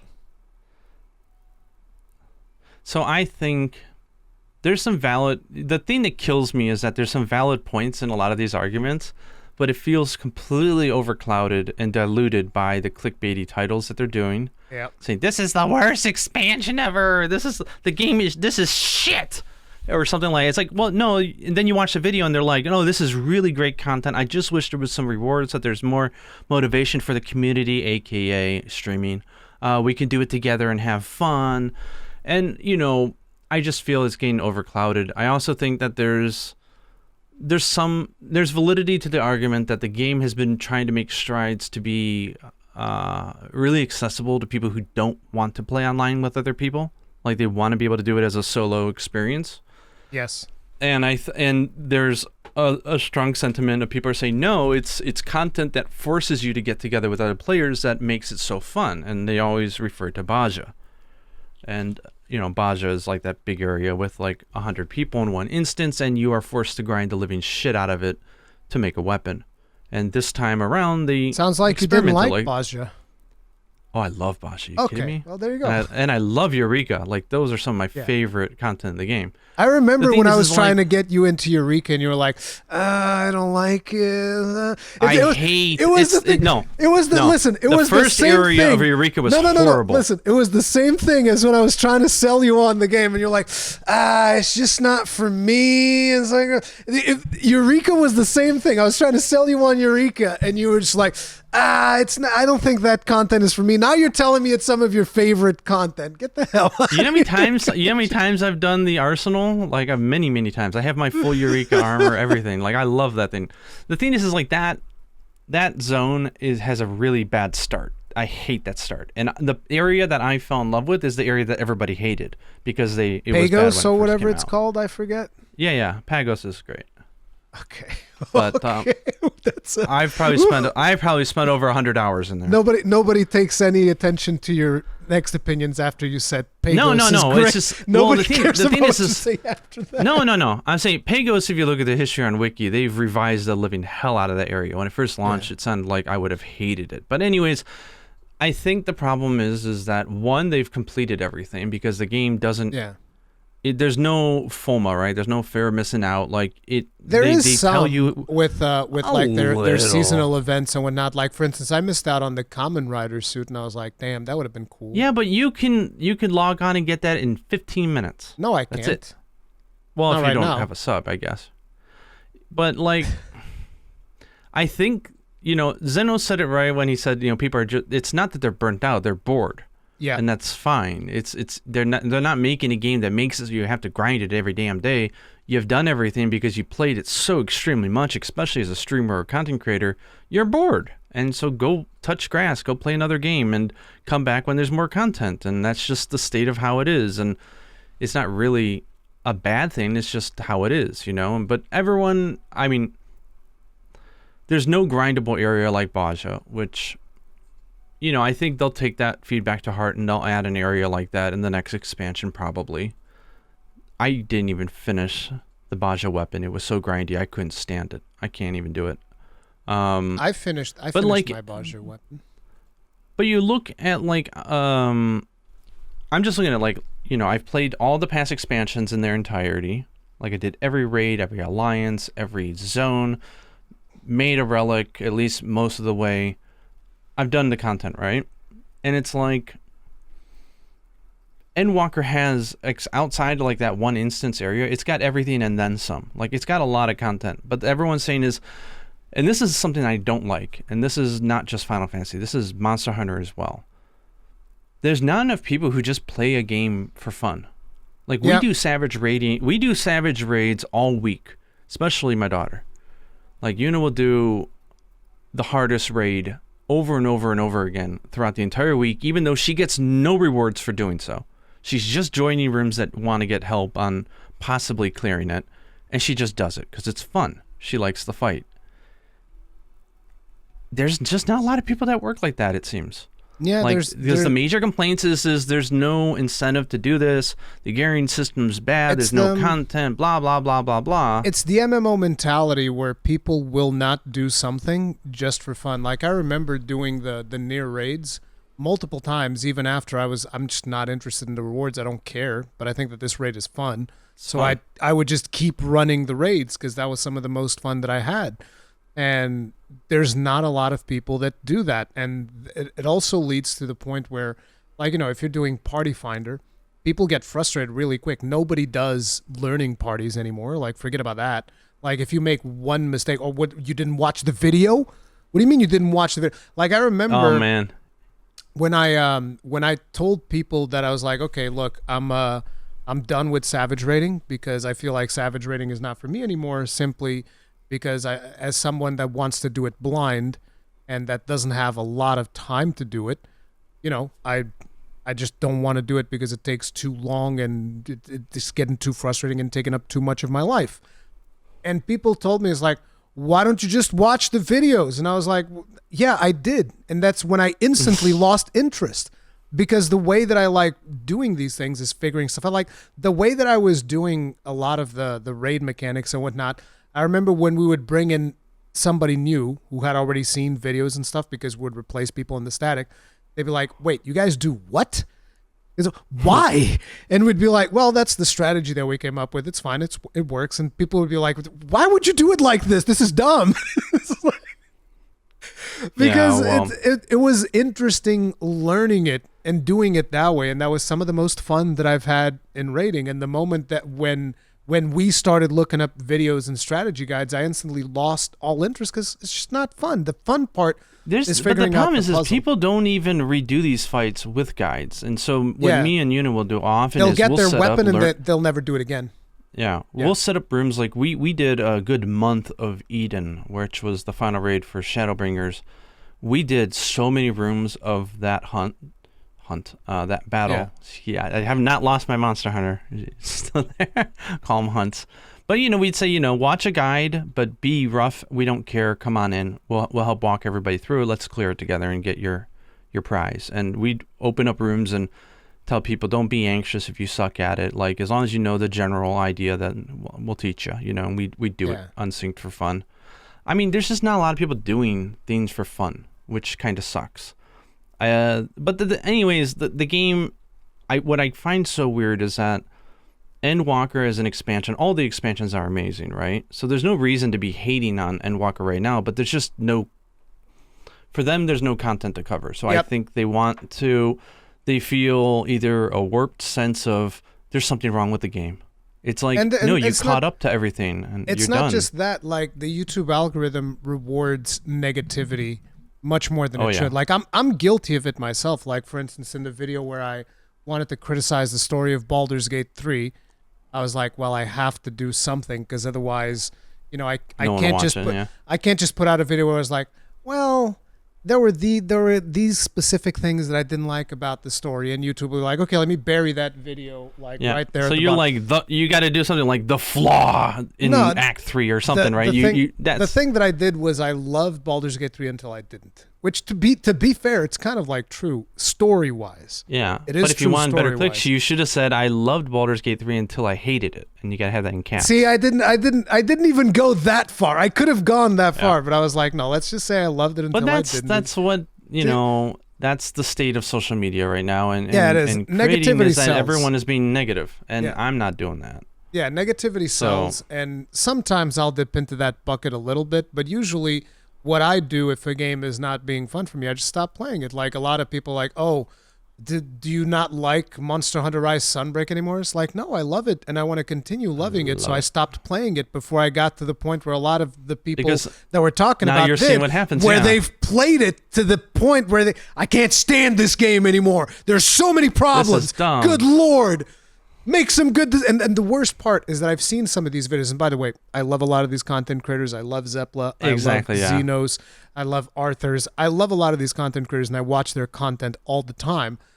But it's very frustrating to me to a lot of times see them like bring up the stuff from specifically World of Warcraft, where they're like, oh, look, World of Warcraft does this to kind of incentivize people to log in. And I was like, bro, are we really going to sell daily quests from World of fucking Warcraft? Jesus Christ, just shoot me. Like, no, I don't want daily quests, okay? That stuff is some of the most boring content you could ever do. Yeah, it's not good. I'm also guessing that from, like, they're one subcategory, but then you've got other people who I think, it's kind of weird, like, you talk about Endwalker, and everyone would say, like, the main story was amazing, made me cry, life-changing, it is.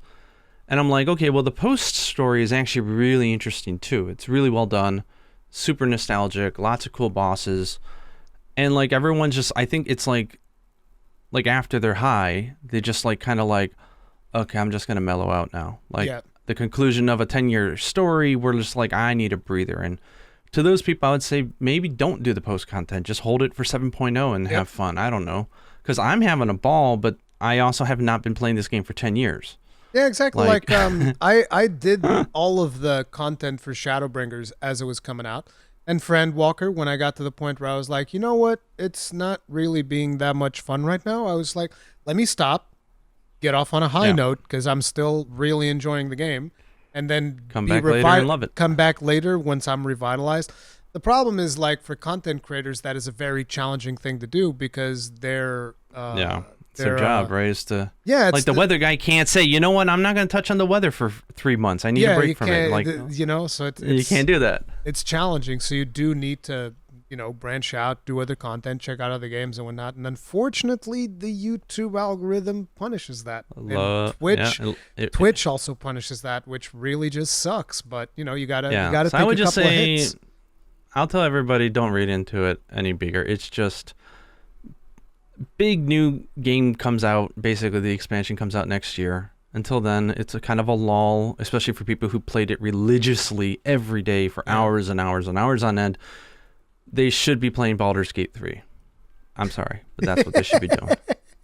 They'll have more than enough to keep themselves occupied until next summer. But it's unfortunate, but that's how I see YouTube right now, and I'm a little happy that I'm not on YouTube because I will be when the next Monster Hunter game comes out, but like...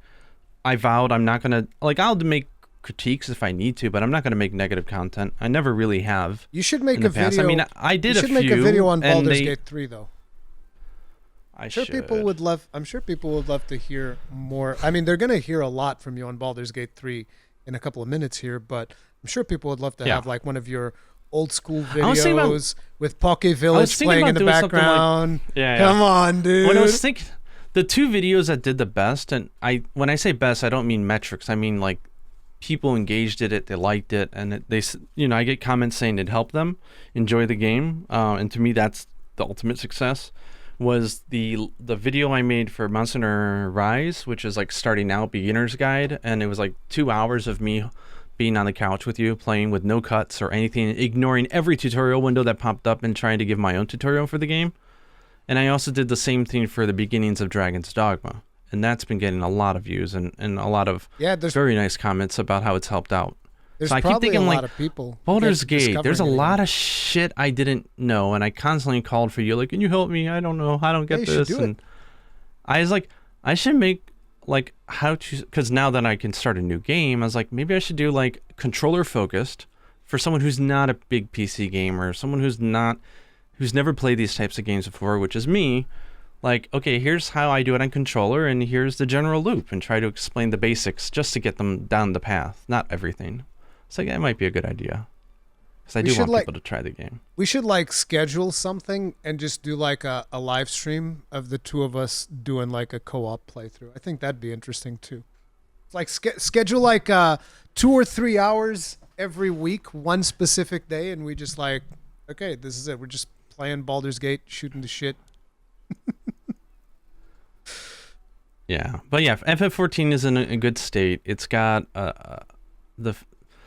the final part of the story is going to be in 2 parts this time. I don't know if it's always like that, but the 0.5 and 0.55, those are 0.5's coming out next Monday evening for those in the West.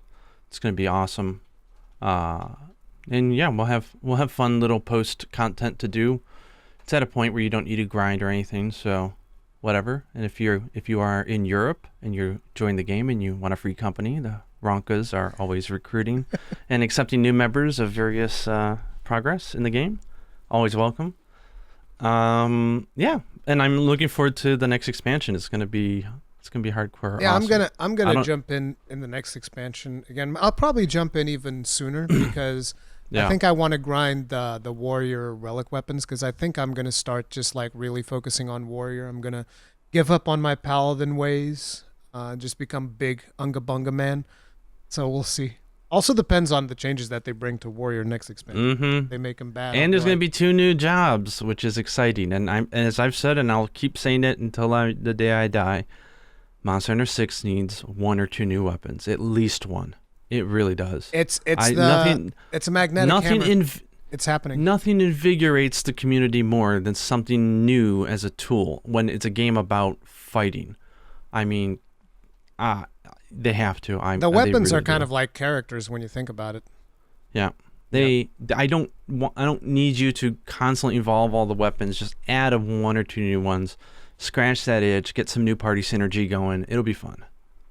Okay, so let's jump into Baldur's Gate 3. So like I said, so I got a question for you. I want to ask you straight out. There's no Baldur's Gate 1 and 2.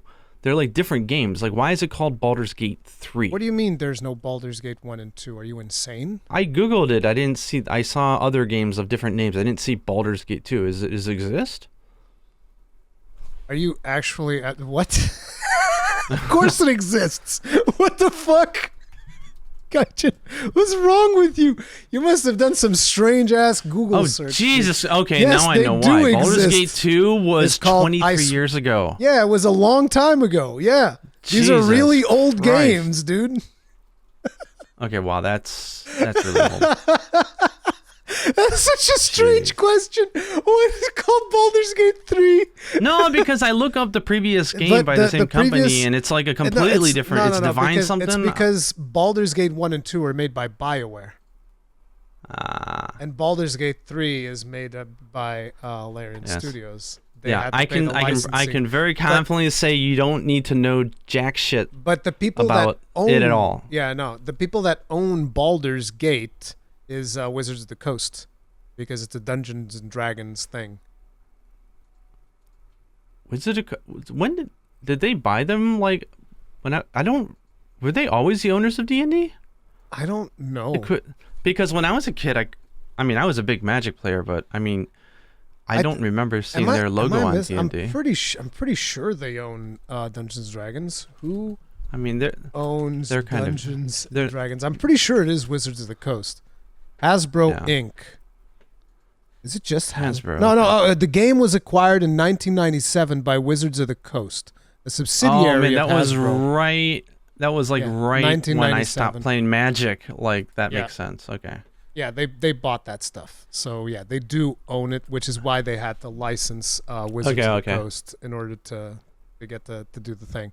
But anyways, like I was saying, guys, we're gonna do this in 2 parts. First part, no spoilers. So do not be concerned. Yep. We will warn you before we jump into spoilers. So overall, what was your experience like? Because actually, why did you start playing Baldur's Gate 3? That was such a weird thing to me. I would not have expected. It's not a game that I would play. No, yeah, I would never have seen that one coming. So explain, please. So, because it was weird. Because like at the same time, there was 2 games being talked about online, right? It was Starfield and Baldur's Gate 3. Yes. Both games that are very Western and something I have not played before. I was really getting tired of hearing about Starfield. And like the more I heard about it, the more I looked at it, the more I was like, I don't think that's a game I would enjoy. It's too slow paced for me, probably. There was a big discourse around that actually frustrated me quite a bit, because it's like, I think that Starfield is not a perfect game. It has a lot of flaws, and I pointed out a lot of the flaws that I feel the game has in my review. But I also feel like a lot of people grossly over-exaggerate the flaws of the game and feel the need to crap on even some of the positive things that the game does. And it was very frustrating for me. It also got wrapped up in console war crap, which is of course. Really frustrating. I was so tired of hearing that. Yeah. And so it basically became this thing almost like, oh, Starfield sucks because Baldur's Gate 3 is so amazing. And it's like, no, Baldur's Gate 3 is amazing, and Starfield has its own merits on some things. It's got some problems, but Baldur's Gate 3 also has problems. And I feel like people just completely glossed over some of the problems that Baldur's Gate 3 has just to crap harder on Starfield. And I was like, bro, these are both reasonably good games.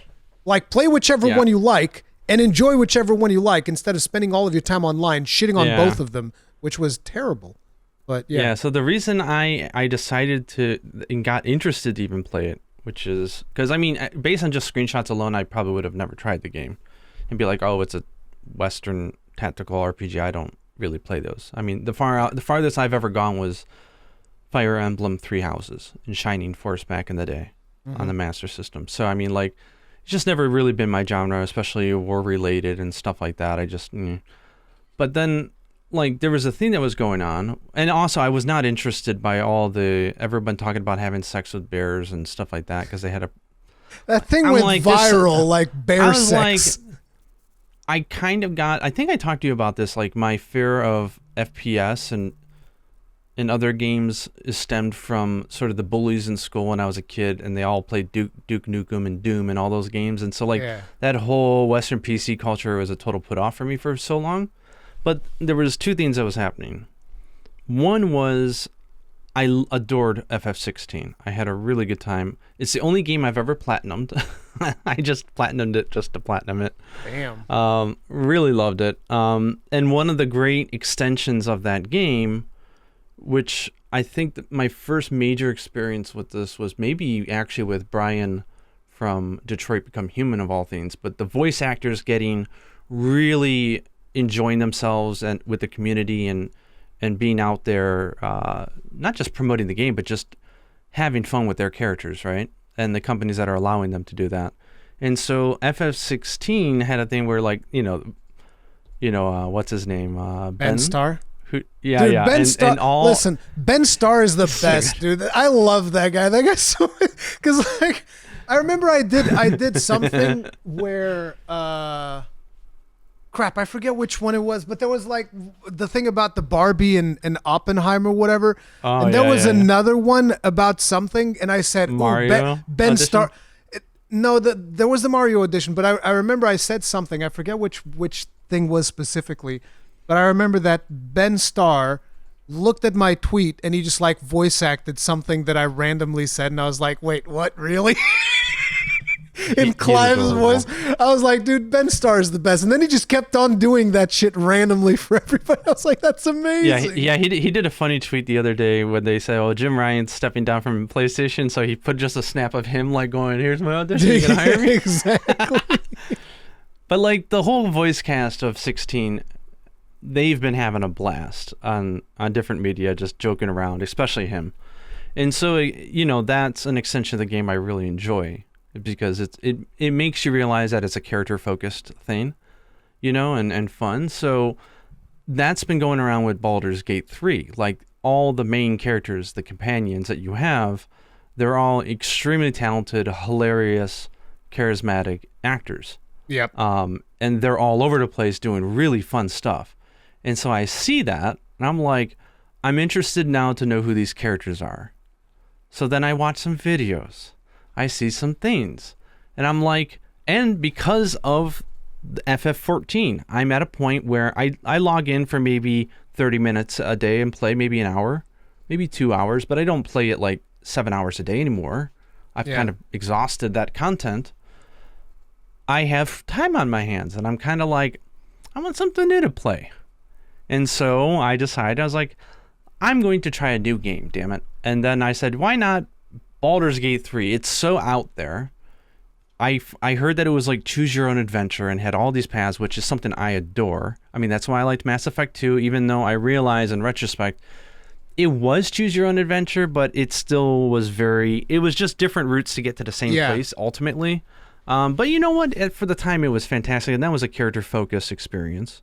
And when it stopped being it with Mass Effect 3, I got out of the franchise, but... so, and I thought back to FF14 and Soul Sacrifice and saying there's a lot of games that I thought I wouldn't like until I tried it. I'm bored. I'm tired. I want to spend some money. Let's get Baldur's Gate 3 and give it a shot. And so I bought it not knowing if I would like it at all. And the first place, usually like when I buy a game, like I bought Skyrim and all that, I won't get past the first play session. Like Last of Us 2, I played for 4 hours. That was it. So like I'll play for like a few hours, and that's session 1. And I'll generally, if I'm kind of interested, I'll come back for session 2. And if it doesn't hook me there, I'm out. Like it's usually, like, I listen, never play the game again. Skyrim, I must have had like 5 or 6 first sessions by now. Where I just like, okay, this is the one. Not this. This is the one, and then we're like, no, actually, this wasn't the one. Then I'll try again. It's like, okay, now for real though. This time is the one. And then no, it wasn't. Yeah. So, first play session went incredibly well. I was enthralled. I loved the amount of choice, and I even stopped and went back just to see, like, is this really going to branch out to a different story, or is this just, the illusion of choice? And I'm like, oh my God, it becomes a completely different game. Yeah. And I realized, like, this really is giving you full creative choice, and it's got the same Zelda feel of, like, if you can think it up, it's probably possible. And by the way, did you do Dark Urge? You didn't, right? No. Okay. Not yet. So it's like taking my favorite version of Fire Emblem, removing all the grids and making it feel more organic. It's taking good old high fantasy, which I adore. And the main companions are like the most charismatic, lovable, flawed, weird, funny, complex characters I've experienced in a long time. That character sucks. I hate him. God, I love him. No. He's half the reason I got the damn game. I know. It's funny, but we'll talk more about Astarion. But I'm sorry, keep going. Yeah, so and it was a little wonky because I'm playing on PC and I don't like playing with a keyboard and mouse. So I've been struggling for a few sessions to get used to the controller. Now I'm really good at the controller. Like I feel like it's natural. I want to get good at controller in that game because I too don't like playing mouse and keyboard very much. Yeah. But it's just like, for that game specifically, I felt like, bro, I'm just clicking everything. Doing this on a controller is going to be such a giga nightmare. No, it's not. That's why I'm thinking about doing a video, because it requires at some first setup, you don't know. But it requires some setup. Let's be real. It does require some setup. I don't think so. As in, like, setting up your bars and stuff like that. That's what I'm saying. No, I've done none of that, and I can play the game really well right now.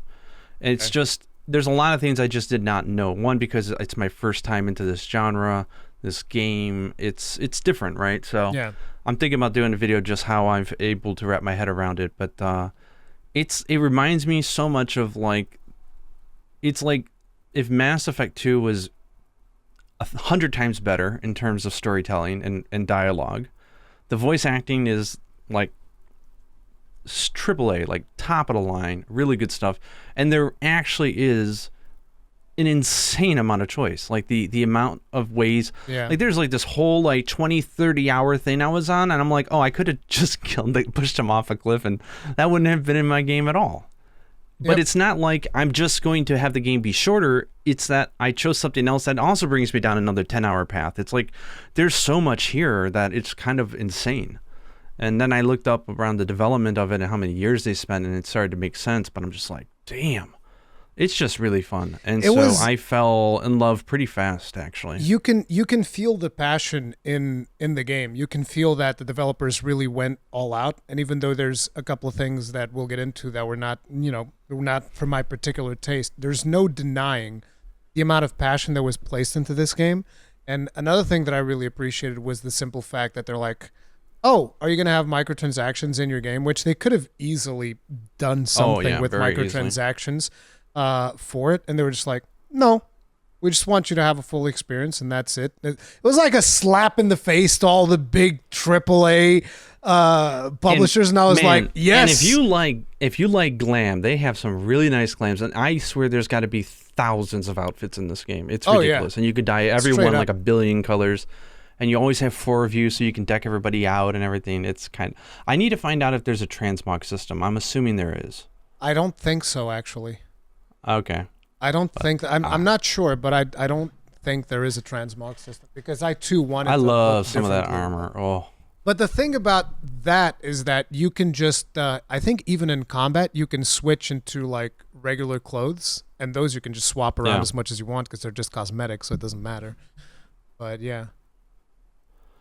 And it's funny is that it doesn't fall into the issue that some other like games have, where you're choosing the thought, but the actual, like some games have that issue, right? Like even Mass Effect to a degree, where you're being asked to choose an attitude or a feeling to respond. Like, I don't like this, but then what is said doesn't feel like what you had in mind, you feel betrayed. I've had 1 or 2 things where it happened like that, and those were the one or two out of how many? Yeah. Out of like a million, yeah. But when those would happen, I was just like, okay, and this one I'm gonna reload. Like, I'm sorry that's not what I meant at all. and the worst part is that in this game, sometimes doing one of those is the difference between I really like you as a friend, or oh, let's have sex right now, right here in the floor. But like not wait, having, not having the player character speak was super smart. See, I disagree. I wanted to hear my dude speak. No, I there's love too many voice times where protagonists. the tone comes off differently than what's in my head, and I like how the narrator is the DM of the game and sort of explains. I love the narration. What I did. She's so good. Like that's butter in my ears, so I can listen to her all night. So like, I actually enjoy her responses to some of my choices more than I enjoy the experience of the choice. Like it's really fun hearing it. I'm just like, I imagine like the world's best DM like coming up with these like explanations of what's going on, and some of the situations and the things that you can choose are so varied that you're like, there's no way they made a full-on voice conversation that spawns from this. And you reload and you try, and you're like, oh my God. They did. There's probably like this one little discussion that could be 2 lines, or it could be 300 or something. Like, it's just, I'm sure I'm exaggerating that, but it's like, it's what it feels like. It's quite amazing. Yeah. And so for me, it's a character game, and the action is great. Feels very much like a more fluid, advanced type of Fire Emblem to me. What difficulty did much you more play? fun. I actually play in story mode for it. I'm going to did, do my second on the normal difficulty. I'm not going to touch Tactician. Yeah, I did balanced. I'm curious about Tactician, but the thing about it is I'm just not very good at turn-based games in general. And you could tell because I made so many mistakes as I was playing. I was like, "Oh no, that was not what I wanted to do at all." I'm really happy that I did story because it wasn't so easy that it was just a pushover. I actually had some areas where I had a game over, or I died, or something crazy happened. So it felt like I was able to learn the game, but still feel like my choices mattered. Like many fights came down to the nitty gritty, the nice roll of the dice, and like I'm sure they're playing behind the scenes a little bit with some of that luck to try to make it more in my favor. There's a system in the game called Karmic Dice, which I got those. Yeah, I turned that off midway through my playthrough because it does it both ways. So like for the enemies as well. No, it's not for the enemies. What I mean is like it keeps you from getting too many 1s in a row, but at the same time it also keeps you from getting too many 20s in a row. And I was like, no. If I get a bunch of 20s, I want a bunch of 20s. If I get a bunch of 1s, I don't want them, but I'll take them. Fine, whatever. And I did eventually go back just for maybe 3 or 4 critical moments in the story where I was very adamant about how things would turn out. And I reloaded my save to get the result I want. But for the most part, I lived with the consequences of whatever I chose. And that was really fun. I find it more entertaining to do it like that because I think that, there's a lot of people that, and this is, by the way, this is not a criticism because my thought on this, I talked about this, I made a video about save scumming. And my thought on it is like, look, it's your game, play it however the hell you want. You bought the game, it's your money, you should play it how you want. But I think they very obviously design the load in this with that in mind because it's so easy. Just go back and load the autosave. Hell, you can save midway through a conversation, which is really good. I think it's intentional. It's very intentional. It's very intentional that you can save scum if you want to, which I think is good. Give players option, all of that stuff. Although I do wish that a lot of these games that have like quick save, quick load, I almost wish they would have a mode wherein like, no, we're going to do something where if you die, like we'll rewind you or something or give you some penalty or whatever. So I would like to have a mode where you can just play without having to save reload because a lot of times, right, I'll forget to save and to reload and I'll just be playing and suddenly it's like, oh, I lost half an hour's worth of progress because I died at the wrong time and I forgot to save. I never had any major issues, but I've had a couple of those. But at the end of the day, like I was saying, on the topic of saves coming, I think play however you want, but I do feel like a lot of times people are missing out on scenarios that can happen because you failed, which can lead to other interesting scenarios. I had a fail that ended up. I had one fumble that actually led to the exact result that I wanted. So much I was bewildered that I went back into a save to do it again the way I wanted to, and I didn't get the result I wanted. I'm like, it's amazing that they don't make it like right and wrong, right? It's like there are very different ways to go about it. Usually there's a gameplay way, like if you fumble something, there's other ways to get that same item or other ways to get that same thing. Not like just like left, right path, like actual different methods, like involved methods, which is cool. But yeah, I agree. Like some of the fumbles lead to some, one, really interesting scenarios, or two, reveal some information about characters that you were not aware of. You're like, oh, wait a second, I thought this guy was nice. And it builds... And I found out that he's an asshole. Now I want to kill him, and I shoot him on the spot because of it, you know? It's like... And it builds tension, builds a lot of tension when you're actually... Because the game has the system in place where, what is it called? Inspiration.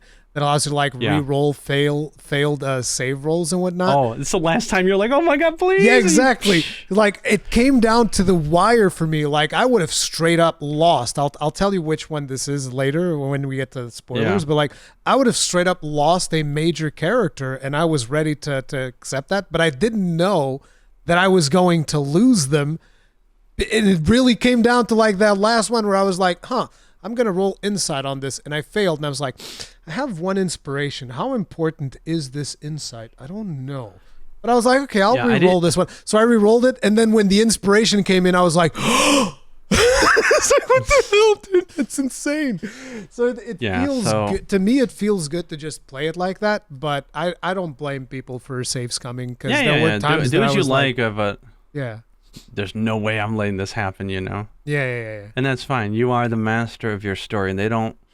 It, like I said, it's not a straight off roll the dice, and it's like, oh, you won or you failed. Like, usually the fail leads to something else interesting that you would have never gotten to experience otherwise, and I live by the dice. I find those very fun, except for just a few scenarios. I was like, no.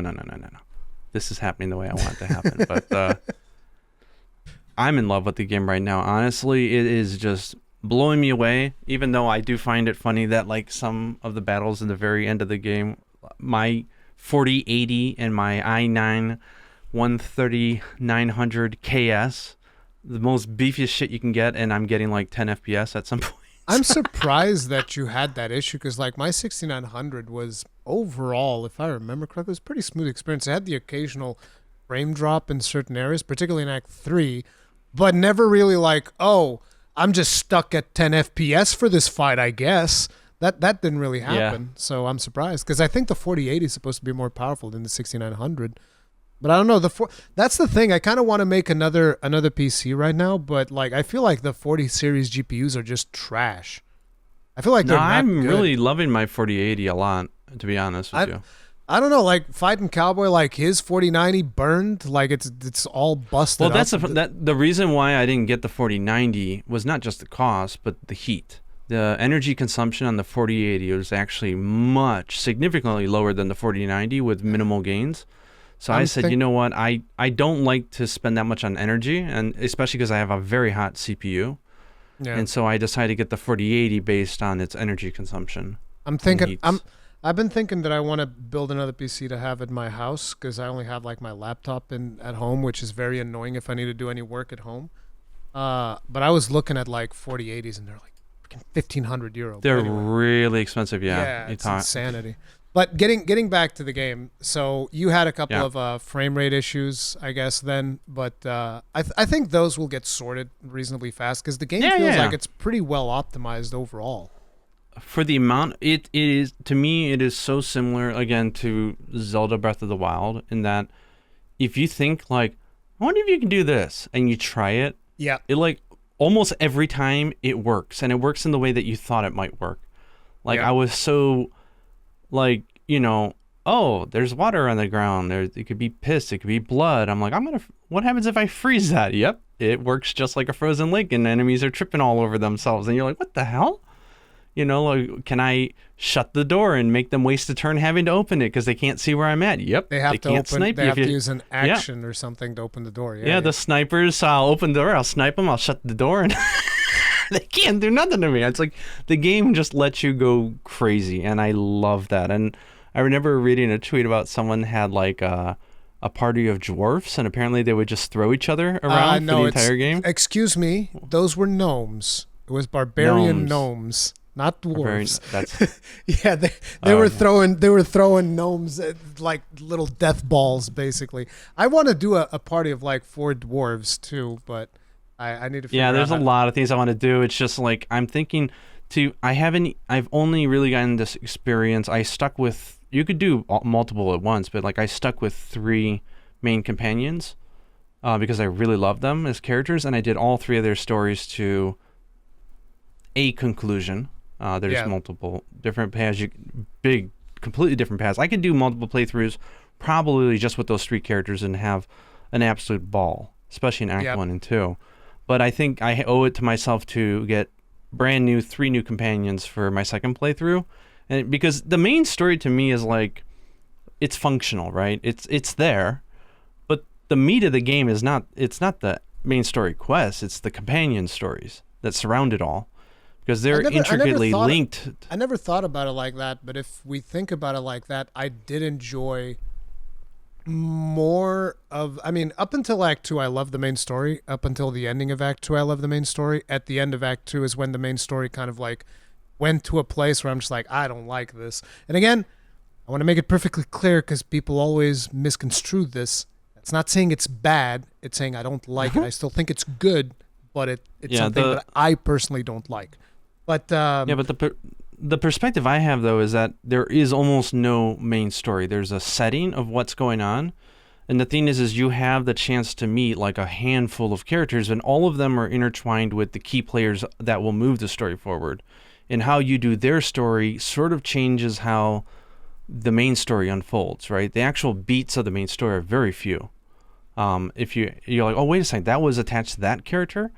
What happens if I go there with somebody else? Like, completely different experience, right? Yeah, it's like things can be different depending on which character. But now that you mentioned that, because I even recently was speaking with Fightin' Cowboy, who finished the game, and he hadn't done some key parts, because I was telling him about, oh, did you do this thing? And he's like, no. Did you do this thing? No. And I was like, bro, you gotta do these things. You gotta play the game again specifically to do these additional things. Because I'm there's curious a lot of how many quests are actual critical path. I think it's very few. Yeah, I don't think it's that many. Yeah, you can skip tons and tons of content if you want to. Like, for instance, again, not getting into spoilers, but the Githyanki crash, completely skippable. You don't have to do it at all. I don't even know if you did it. You can just, like, skip all that. Of course. Like, no, I did it. Yeah. I tried doing most of the big story beats, but, like, it's... Yeah, there's some stuff that I had to get my whole questing exhausted with my 3 characters before I went to the ending, so... Oh, yeah, but, like, you only did 3 characters. I tried doing as exactly, many so I haven't as even possible. seen half the game. I haven't even seen half the game, but I've tried I like doing that I as focused. many of those as possible. Yeah, I can't multitask it. I want to get obsessed with these characters, you know, and so, like, and they're now I'm upset because now I'm realizing they did so much that they have all this interplay with characters. So if I have, like, Asterion with Gale, there will be things that I'll experience with just having those 2 together. Yes. Right. And Banter. It's like, how many times are you going to make me want to play this game? Oh my God. Yeah, like, it's the amount of content. The amount of content is insane. It was to the point where I remember when I first started in like my first 20 hours, I was thinking about, okay, so right now I'm playing Dwarven Bard. And I was already thinking, okay, look, I want to make an Ironbreaker, which is going to be a Dwarven Fighter. I want to make a Runesmith, which is going to be a Dwarven Cleric. I want to make a Troll Slayer, which is going to be a Dwarven Barbarian. So it's like I have all of these ideas in my head, and I want to play all of these characters. It's insane. Yeah, it's just there's so much. I just love that every time you take one step forward, you're throwing like 10 things in the trash that you'll never get to see. Yeah. And there's just so much of that, and that it's very enticing. I can't imagine Act 3 is going to play out hugely different, but the majority of the game, I think, is going to be really fresh on multiple playthroughs. And knowing how to abuse the system is probably part of that, you know, of like being able to just enjoy the story. So I'm pumped to get back in there for my second playthrough. Like, Monster Hunter 6 can wait until summer. I'm pretty damn happy right now. I remember saying, because like there's all these games coming out in August, and I remember telling people, when I started playing Baldur's Gate, I was like, look, I could literally just play this game nonstop until the end of the year with the amount of content that this game has available. Next year, maybe. Who knows? Yeah, it's friggin' wild. Just the ridiculous amount of stuff that you can do in that game. I think, like Zelda, I think this is like a once-in-a-lifetime type of game. I don't imagine it's going to be easy to replicate something like this, and the amount of time it took them speaks to that. Yeah. they're polishing it. Like I'm waiting. They know it's going to be an evergreen title. Yeah, I'm waiting for them to fix up some of the stuff in Act 3 before I do my next playthrough. It's like, look, I got time. Let it simmer down, and get some stuff patched up so that my next experience is a little bit more polished. But I'm definitely making a return to that game. I still have to do the Dark Urge thing, which I still haven't touched on. And I want to do like all these different characters and experience the dialogue options that you have there, because you have no idea the amount of dialogue that I have available to me simply because I was a bard. Oh, like when the fact that I'm a ranger talking to animals, like the amount of scenarios that spawn for that, I'm like, wait, if you didn't talk to the dead, if you didn't talk to this animal, like this, there's whole stories that would not have been available. It's just like crazy. Yep. But I think that's a very important thing. And this is something that I brought up, for instance, when it comes to From Software and Dark Souls. I feel like developers need to get comfortable making things that a lot of players will not see. Yeah. Because that makes the game special. And it sounds counterintuitive because, if you're a developer, you're thinking, what do you mean? I want everybody to see my content. Yes, but it's important that only the people that want to get to see your content, because for those people, we talked about it'll that be last so time, much like, more meaningful. There was like that we talked about last time. It was like they were saying about like there was a bug that couldn't trigger one conversation with a character, and that locked out like 1,700 lines of dialogue. And so they're like, "Oh, we got to patch that." Yeah. There's then again, there's got to be so many different flags and triggers to just about everything in that game that it gets really complex. But I think Japan is going to fall head over heels for this game. And dude, honestly. Japan are the only ones getting a physical version of the game. Yeah, so like it comes out. So they said they're aiming for the end of the year. I can't imagine they're going to be able to voice record it. It's probably going to be subtitled. But we're to the point now that the FF14 community is so passionate about it that there's mods all over for Baldur's Gate 3. There's artwork from all the FF14 artists. Like, people are just falling in love with it, and even though they don't know the whole thing yet. And like when it's in Japanese, even so she's like, they're localizing it in Japanese still. Oh yeah. So they said sometime by the end of the year. So I think it's going to be like Undertale. I think it's going to be Yuna's going to fall in love with that game.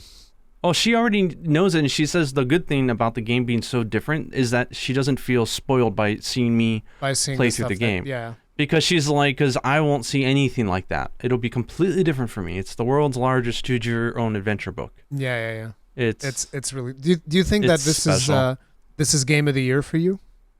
It might be, actually. I was thinking about that. I was like really conflicted because FF16 I love. The spectacles were fantastic, but by design it was like a Saturday matinee rom-com. Like, let's just go full blast roller coaster. Let's have a spectacle fun, and then it's over. And now it's great. That's exactly what it was. It delivered. It's done. I mean, I'll do it, but I don't even need DLC for that game, to be honest.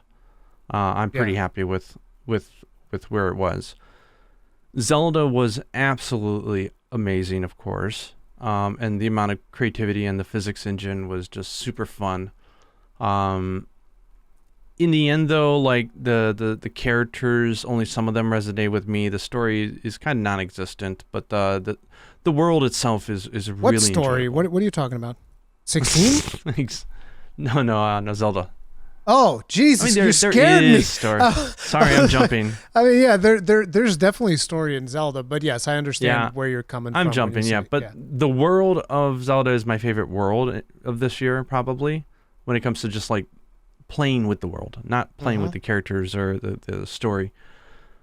I'm trying to think of what other games I played this year. See, there's one major game that you haven't played this year that I really wish you had. It's not even a very long game. Are you going to try getting me on Xeno again? No, Xenoblade came out. Did a Xenoblade come out this year? I don't think that 3 was this year. I think 3 was last year. Forget. Anyways. No, it's God damn it, Armored Core 6. For a second there I had like a Armored Core 6. You haven't played that one, right? No. You have to. It's mandatory. I'm decreeing that you have to play Armored Core 6. It's part of the law. I don't like Gundam. I don't like mecha stuff. Like this. That's what you think. That's what you think, Gaijin. Remember how you also didn't like MMOs? Do what I tell you. I know. Play Armored Core 6. You have to do it. One day, I don't know. No. I can't entertain the idea of another game this year. I'm too happy right now with what I'm playing. You have to play Armored Core 6, Gaijin. Come on, man. FF14 and Baldur's got me covered, and I'm still doing Sea of Stars, which I'm enjoying. Oh, you're playing Sea of Stars? Yes, I like it. It's cute, and it's nice to have a game that is just wholesome and fun and cute. I want to play that game, and I want to play Chained Echoes, but I'm waiting for the physical versions, which are probably never going to come out at this rate. Yeah, Sea of Stars is good. I'm enjoying it, and I'm waiting for that gecko game to come out. That indie game with like the little gecko that can run around walls and solve puzzles. There's a game. I have no idea. Can't remember the name, but when that comes out, I'm going to play the shit out of that because I love lizards. So. But yeah, Baldur's Gate. I think it's probably going to win Game of the Year, and I think it's my Game of the Year. It's not my favorite soundtrack, but it is my favorite overall for game mechanics and story and character. I think it takes the cake. It's just it's too much. It's not without flaws, but it is a masterpiece. So we're probably going to be diving into spoilers at this point. So if you guys enjoyed the podcast and you don't want to get spoiled, then feel free to leave a like, subscribe, bell notification icon, all that jazz. There'll be links to Gaijin's channel in the description, all of that. But now we're going to be jumping into spoilers. So if you don't want to get spoiled on Baldur's Gate 3, now's the time to leave. Thank you. We'll see you in the next one. Peace out. So now, 3, 2, 1, spoiler time. Spoiler time. So, what? I can't believe you did not get with Asterion. I can't fathom. No, that's just like, really? Listen, I wanted to love him. Kill Asterion from the very beginning. The first time he tried biting me and they give you the option to stake him, that's what I should have done. And I would have been happier. Jesus. But there is something to be said because I think that the dude who plays him, the voice actor, did an amazing job. Because whenever you can get me to feel that way about a character, it's almost like King Joffrey in the Game of Thrones. Everybody hates him, but he did an amazing job. Yeah, I love him. Like literally, like that. In the ending, like that I mean, was you had sex with him, so you know. I mean, not just sex. Like we are eternal partners. I even became a vampire with him. Oh God. Yes, and I also let him become a god as well, and we're in the end we're going to go venture the world together. See, that's one of the things where I had to save Scum when he went to the whole god thing. When I went to his quest, it made me hate him more because like he kidnapped children. He kidnapped children to feed his vampire master. It's like, bro, come on now. And people are like, was a dick. Yeah, but people are telling me like, well, he was a thrall. He had to do it. Well, he could have died. Just die. I mean, come on. You're gonna sacrifice children? I was like, dude, once I realized that, I was like, no, Asterion has to die. I gotta kill him. So what I did is, I did his quest. I didn't let him become more powerful, and then I yeeted him off of the platform, because that's just like a platform. Oh, Jesus Christ. I chucked him out like you chuck away the trash, but apparently that doesn't permanently remove him from the party. Man. So I had to redo the scenario a couple of times, because it's very weird the things that you have to do in order to actually kill him permanently. What you have to do is like, you gotta get him to the point where he starts doing the ritual, and then you interrupt the ritual halfway. And that's when he just like, I hate you, you stopped me, and he just comes after you and you kill him. It's like, that's it. And I was like, yes, this is exactly what I wanted. Get dead. I hate you. I loved every quest with him. It was so good. It was interesting. I did a bunch of quests with him as well, because like I tried doing as many character quests as I possibly could. Usually what I would do is if there was like an allusion to a quest line that one of our companions might be involved with that quest line, I would always bring them along to see if I could get like additional flavor text and stuff like that. So I could never put him back at camp because I was always afraid that he would start to dislike me if I did that. So I kept him with me the entire time. I only swapped him out on certain occasions where I needed to have another character, and I was surprised that he was okay with that. But like, the characters, they don't take it personal, even though they'll express everyone it. in that world is bred and brought up in such shitty ass conditions. They're all horrible, and everything's horrible. But the thing is like there's these glimmers of hope in all the people, except for fucking Gale. I mean, he's got his faults, but he's too goody-tushy for me. But I like him. I've come around on him, but I remember when you were telling me that, like, dude, Gale is so arrogant. And you remember how I told you, well, there's a reason for that. Do you know what that reason is? Now, I'm assuming you do. Well, because he had sex with the goddess. With the goddess of magic. He fucked the goddess of magic. Like, come on. You got to become a little arrogant after that. I could be wrong, and it could be the rose-colored glasses, but I'll say one thing about Asterion is I don't think in the entire game he ever lied or deceived me on anything. Like, all the other characters, they played 4D chess. Like, well, I didn't tell you because I didn't want you to worry, or I didn't tell you this because of that, or, well, I guess, yeah, sure, but I didn't think it was important. I mean, or the line. He was always been straight as hell with me. There's a character that would have never lied to you, but you killed her. I know. That was the game's fault. You killed I didn't know what wife. I was doing. You killed my wife, Gaijin. She's going to be in my party for playthrough too, you know. No, she's my wife. You stay away from my wife. You're going to break her heart. Karlach? Karlach is such an amazing... Dude, you have no idea how much you missed out not having Karlach around. It is so good. I'm sure it's the same volume as all the other companions, which means a lot. She was like straight up my favorite companion, and it's not even close. Like the way that she acts, she's friggin' amazing. Like, I also really liked Shadowheart. Did you do Shadowheart? Yeah, I really like her as well. Yeah, I did. And her voice is so cute. What did you end up doing with her? What did I end up doing with her? How did her story play out? I killed everybody in her thing. And the Brotherhood. Like, I basically convinced her that what's her face, Shah, whatever the name of the goddess is a bitch. I was like, nah, that goddess sucks. Like, forget about her. Listen, you got to listen to me. I know better. Okay. Every god and goddess in the game are horrible. I helped her save her parents, and it was actually really funny because, like, that last fight that you do in that it's kind of like an arena, and you have like all the places where with the stands where the people are sitting and whatnot. They all come after you. And in Balance, it was overwhelming. Like, I couldn't deal with it. So what I did is I ran back towards those stairs, and then I use a scroll of firewall on the stairs, and everybody has to, like, run up, and they just all die. And I was like, yep, come get me. I always put Shadowheart in the front. She's my tank with guardian and angels. Then she puts up the angels, and every little rat, every little thing that has to walk through goes bzz, bzz, bzz, bzz, bzz. And then I cast Black Hole because, unlike you, I unlocked every single illithid power on my character. Everyone. I'm probably gonna do that in my next playthrough. And it was so fun because you can do Black Hole and it gathers all the enemies at one spot that you can fireball their asses. The thing you can't do, though, if you're not playing unbalanced, is you cannot multi-class. Because it would totally break the game. It'd be way too easy. So I'm very They don't let you multi-class at all? They don't, no. I think because they don't want it to be too easy. Like I was saying, it felt like there was still a good challenge there, but it wasn't overwhelming in terms of micromanagement. I mean, I didn't multi-class in Balance either. I just leveled up my class. Because I didn't want it to really do a lot of metagaming. I wanted to focus more on role-playing and just having fun. Yeah. But Shadowheart, I did that. I could not have her off her parents. Like, I was like, poor girl, like, she's got, like, nothing to live for. So you got to give her something, right, to do. So I was like, I can't do that. Yeah, so that's the way that played out for Shadowheart.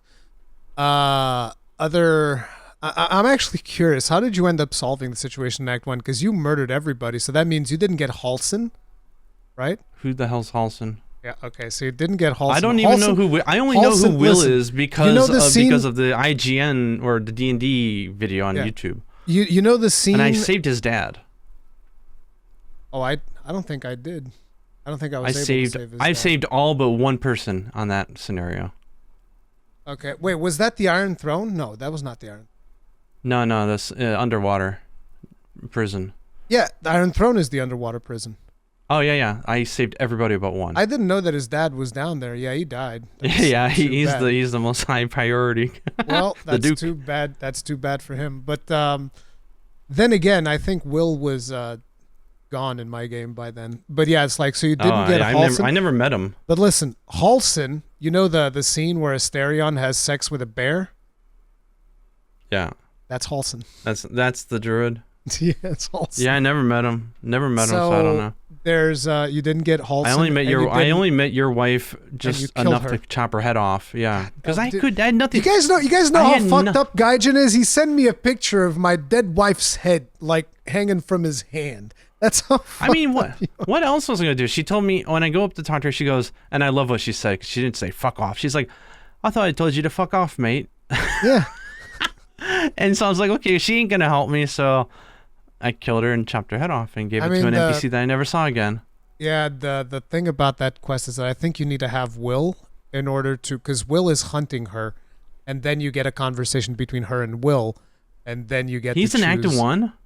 Yeah, Will is in Act 1. Will. You know what baffles me about this game is Act 1. I spent like 45 hours in Act 1, or no, I think I spent 60. Listen, Gaijin. And I went through everything, but I could not find half the stuff because of certain choices. So let me explain something. When you first get to the Grove, they're being attacked by goblins, yes?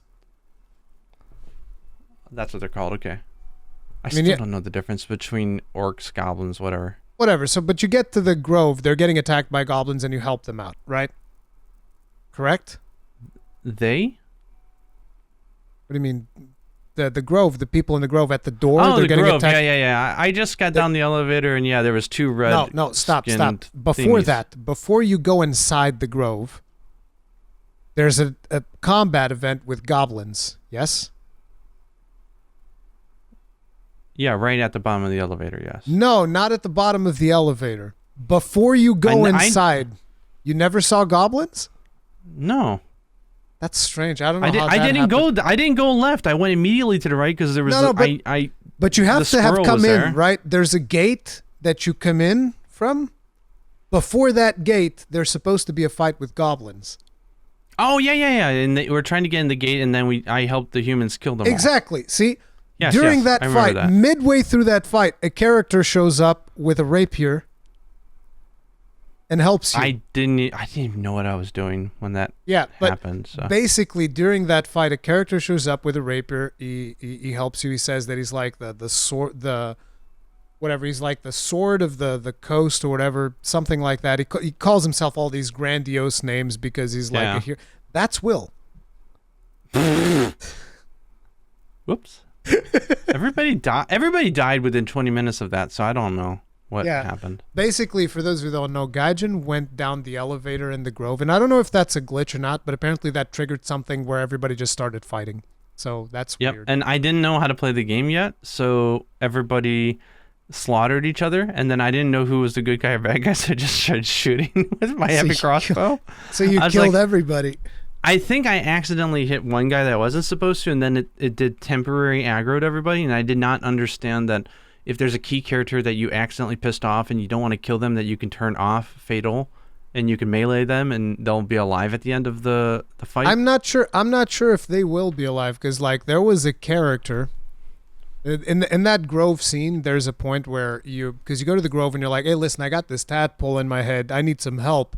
And one of the characters just turns around to you and she's like, okay, listen, I'm going to give you a potion. And if you start feeling a change, I want you to drink this potion. And I was like, what? And then you do insight. It's like, that's poison. It's like, yeah, I mean, I don't want you to take a risk. You might turn and start killing people. I was like, I'm not going to do that. And when you tell her that you're not going to do that, she starts attacking you. And I was like, oh, crap, I don't want to kill her. So I turn off Fatal thing. Yeah. Beat the crap out of her. And he's like, yes, I didn't kill her. She's unconscious. Are you sure it was magic or melee? Or it was melee. No, she was Okay. unconscious. She was unconscious at the end. Never saw her again. She might as well have died. She probably ran away. Never saw her again.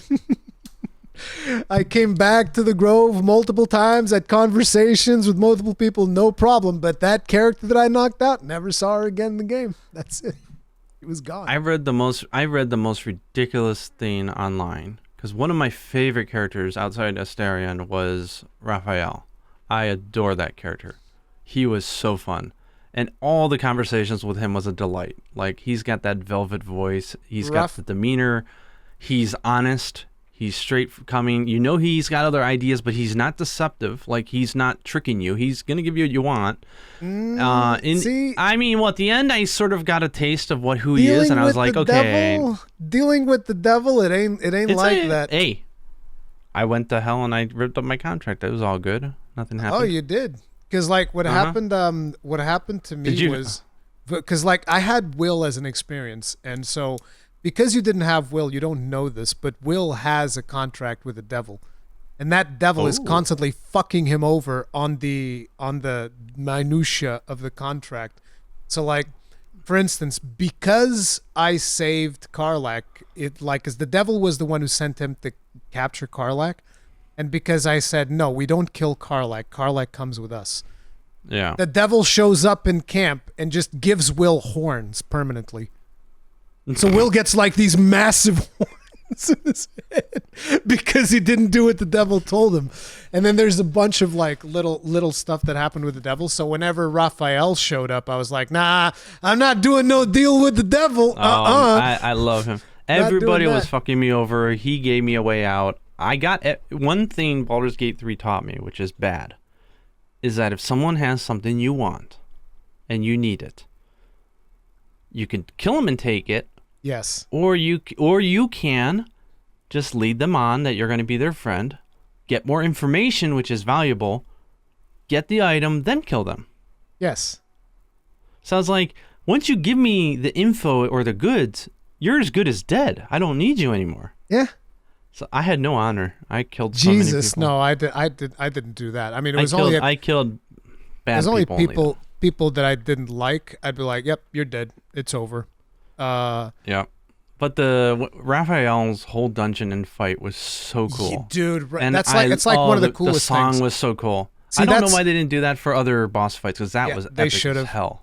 That was one of the things that Fighting Cowboy hadn't done. So I was like, bro, you got to do House of Hope. You have to go do House of Hope. It's so good. You saved Hope, right? Of course I saved Hope. I was like, bro, I want Hope in my team. She's like the best healer in the game. She's amazing. I love how they made her such a broken character mentally. Yeah.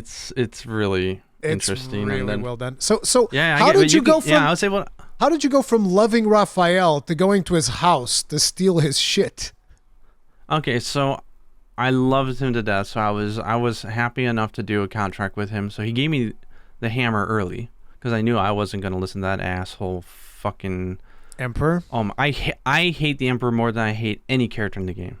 Okay. See, so that's something we got to talk more about that. That's the reason this is why I love Astarion. Like that is deception, like really bad manipulation. So anyways, so I was happy to grab the hammer and I was like, okay, I'll play along. And then the opportunity to go to hell came up. And then like I started talking to the residents there and what he does to them and how he's been treating Hope. And I'm like, well, he didn't do no wrong to me, but he's kind of a dick. Yeah. Like once I heard all that, I'm like, once I heard all that, I was like, well, I got what I wanted, so I think I'm just gonna take all your shit and then kill you. Yeah. And I'd save Hope while I'm at it, and that's what I did. Did you? Of course, it is funny that I had to have sex with him first. Or you had sex with Raphael? Oh, actually, I had him turn into a woman, a Raphael, a girl version of himself, and I had sex. But I did not give up my mind, only my body.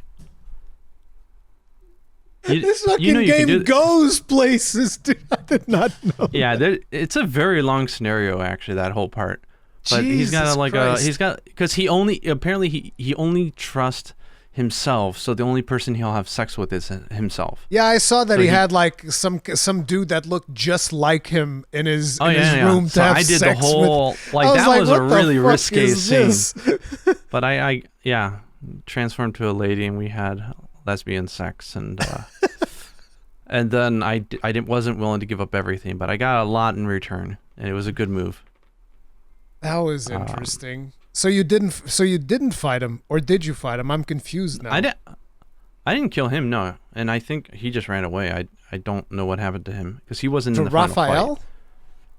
No, his clone. Oh, so you fucked his clone? His concubine. I fucked his concubine. Oh, I thought you had fucked Raphael. I was so confused. Like, Jesus Christ. He looks just like Raphael, and he goes by the name Raphael, but it's actually the clone that he has sex with. Yeah. And then I had sex with that. Okay. Astarion was not very happy, but he like understood like that was an end to a means, and he was kind of like, well, Oh no, I killed him. I killed that sucker. He's like, you took one for the team, and we got. I was not everything about we needed. I was not about to have sex with someone in front of Karlak. Fuck that shit. No, I'm killing this guy. He's dead forever. Yeah, murdered him. But yeah, I was able to get the contract and rip it up, and that voided it, so it was all good. Interesting. So you see what happened with in my playthrough with Will. I got to a point where the devil tells Will, once you get to this part, which is like in second act when you're going down to the ending of second act, when you're going down to the place where you eventually fight the big Skeletor looking dude, right? You eventually get to a place where you're freeing people from pods. So the devil tells Will, when you get to this part, you're going to have to save one of my assets who is there. You need to save it. And Will is like, we shouldn't do it, but we have to do it. Otherwise, the devil's got me by the balls because of this contract, blah, blah, blah, blah. So when we get there, the person inside the pod was the devil itself. It was the devil that he had a deal with, which is it's a female devil. Oh, wait, what? Okay, yes. My story was completely different because I had to go into a cave and fight this Hulk devil, his nemesis. So basically, when I get there with Will, you're given the option you're not given the option, but there's like some things that you can press, some buttons, and I'm like doing insight on the buttons, and I failed one of the insights, but I landed the other one, and the insight that I did land said release. So that would have been the thing that I would press to release the devil from the thing. And I was like, well, I mean, you're stuck in there. You're not going to hurt Will because you're stuck in there. There's nothing you can do. So what if I just killed you? So I just pressed the button, and the instant second that I press the button, Will goes, no! And he just melts. And he goes to hell. It's like, that's it. I was like, no! And then Karlak looks at me, what did you do? I was like, fuck! I didn't mean to. I thought I was going to get one over on the devil. I thought I was going to fuck him over. Nope, you can't screw over the devil, it turns out. So Will became just like a puddle of goop in hell in my playthrough. Interesting. So in your playthrough, I think he's one of the strongest. Yeah. Yeah, he had his. Oh, you fought him, so you know all the. Raphael? Yeah. Yeah, Raphael's pretty friggin' strong, but I beat his ass. It was really cool. Do you have to break all the pillars? I did, but. I have no idea. I broke all the pillars instantly. I was like, no, screw that. Yeah. Kill these pillars, get rid of them. But yeah, I think you can probably just kill them regularly. But the interesting thing was, I broke all the pillars, and then after that, I did like the hold spell or whatever it is, hold monster. And apparently he's super vulnerable to that, so he couldn't do anything. He just stood there, and Karlak goes in and is like, yep. Like chopping wood. I wonder if is she like Lizelle? Who's like, when Lizelle is really on a hot streak, she can do like 6-7 attacks and kill like six monsters in one turn. It's like ridiculous. She's more about throwing things. Ah, okay. So like I'll pick up people and use them as weapons to beat up on other people, which is great. Like I'll grab this dude, use him to beat up on this other dude, and then they're both in the ground. It's perfect. It was really fun. So like you were talking about the Emperor, and that's one of the things that I want to bring up because that was okay. So first I want to talk about my first death, my first actual game over screen, where I actually wanted to stop playing the game and restart making a character because I felt like, okay, this is the canon ending to my character. Because when you get to the Githyanki Kresh, I don't know if you've been there, the Githyanki Kresh. You get to the point where you can speak with Vlakith, right? And so I'm talking to Vlakith, and Vlakith is like, oh, you got to go inside the artifact, and you got to purify it, and blah, blah, blah, blah. And I was like, I don't think you're that powerful. And Vlakith is like, what? And I was like, I don't think you're a god. And Vlakith is like, I know I'm not hearing you right. And it's like, if you're so powerful, why do you need me? And Vlakith goes, I wish you to die. And my character dies. Game over. Boom. And I was like, you know what? That would have been a fitting end for the arrogant bard that I was role-playing. It's like, tells a god to go pound sand, and the god pounds him. And boom, game over. But of course, because I was streaming it, I'm like, okay, guys, we're going to start all over again from scratch. Not going to do that. But it was an interesting moment. But anyway, moving on to the Emperor a bit. So I never trusted the Dream Visionary. Never trusted him. Not once. Oh, I did at first, and then I was horrible. I felt so betrayed. I was so upset. So what happened was, when you get to the ending of Act 2, for me, I got there, and I see the situation with the Emperor, and he's an illithid, and I was like, I knew it! I never trusted you! And so the game tells you about Orpheus, who is stuck, and all of this stuff, and I was like, well, I want to free him. Yeah. I want to free him. I'm going to kill the Emperor. And the game goes like, are you sure about that? You sure? It's like, yes, I'm going to kill him. And so I killed him. And what happens is, if you try to kill him, you instantly transform into an illithid, and that's it. You just become a mind flayer instantly. Like the second he dies, you instantly become a mind flayer. Game over. And so the reason why this makes no sense to me is because if you wait until Chapter 3, and I've had tons of discussions with people about this, but if you wait until Chapter 3, you can get the hammer and you can free Orpheus, right? So I go in there, and the moment that you break the first stone, Emperor instantly leaves. You're no longer under his protection, but you don't transform into a mind flayer. So why was it that the moment that I lost protection from the Emperor at the end of Act 2, I instantly become a mind flayer, but when How did you lose protect? Because I killed him.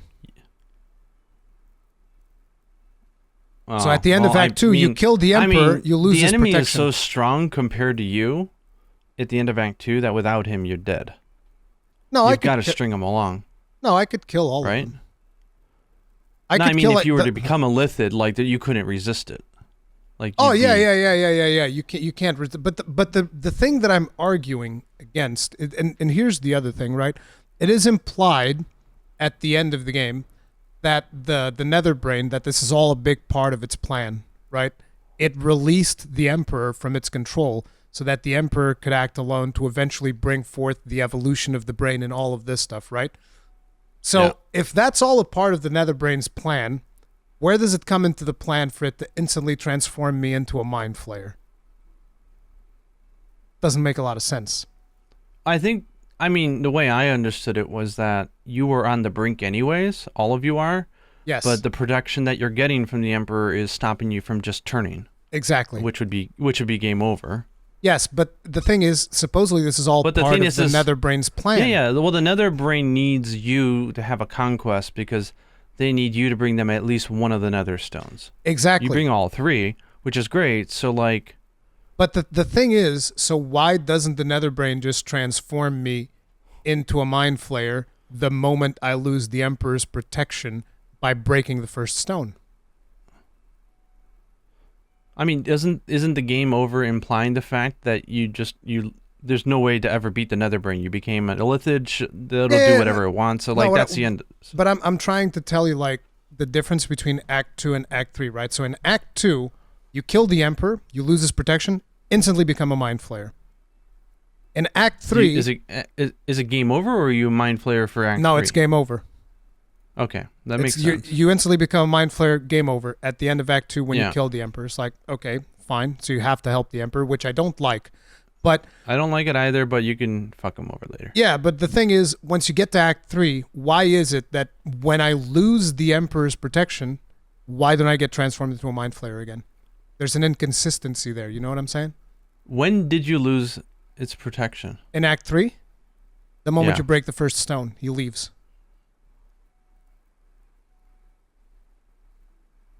See, I'm like, oh, you mean Orpheus or whatever? Not Orpheus. You're under the Emperor's protection.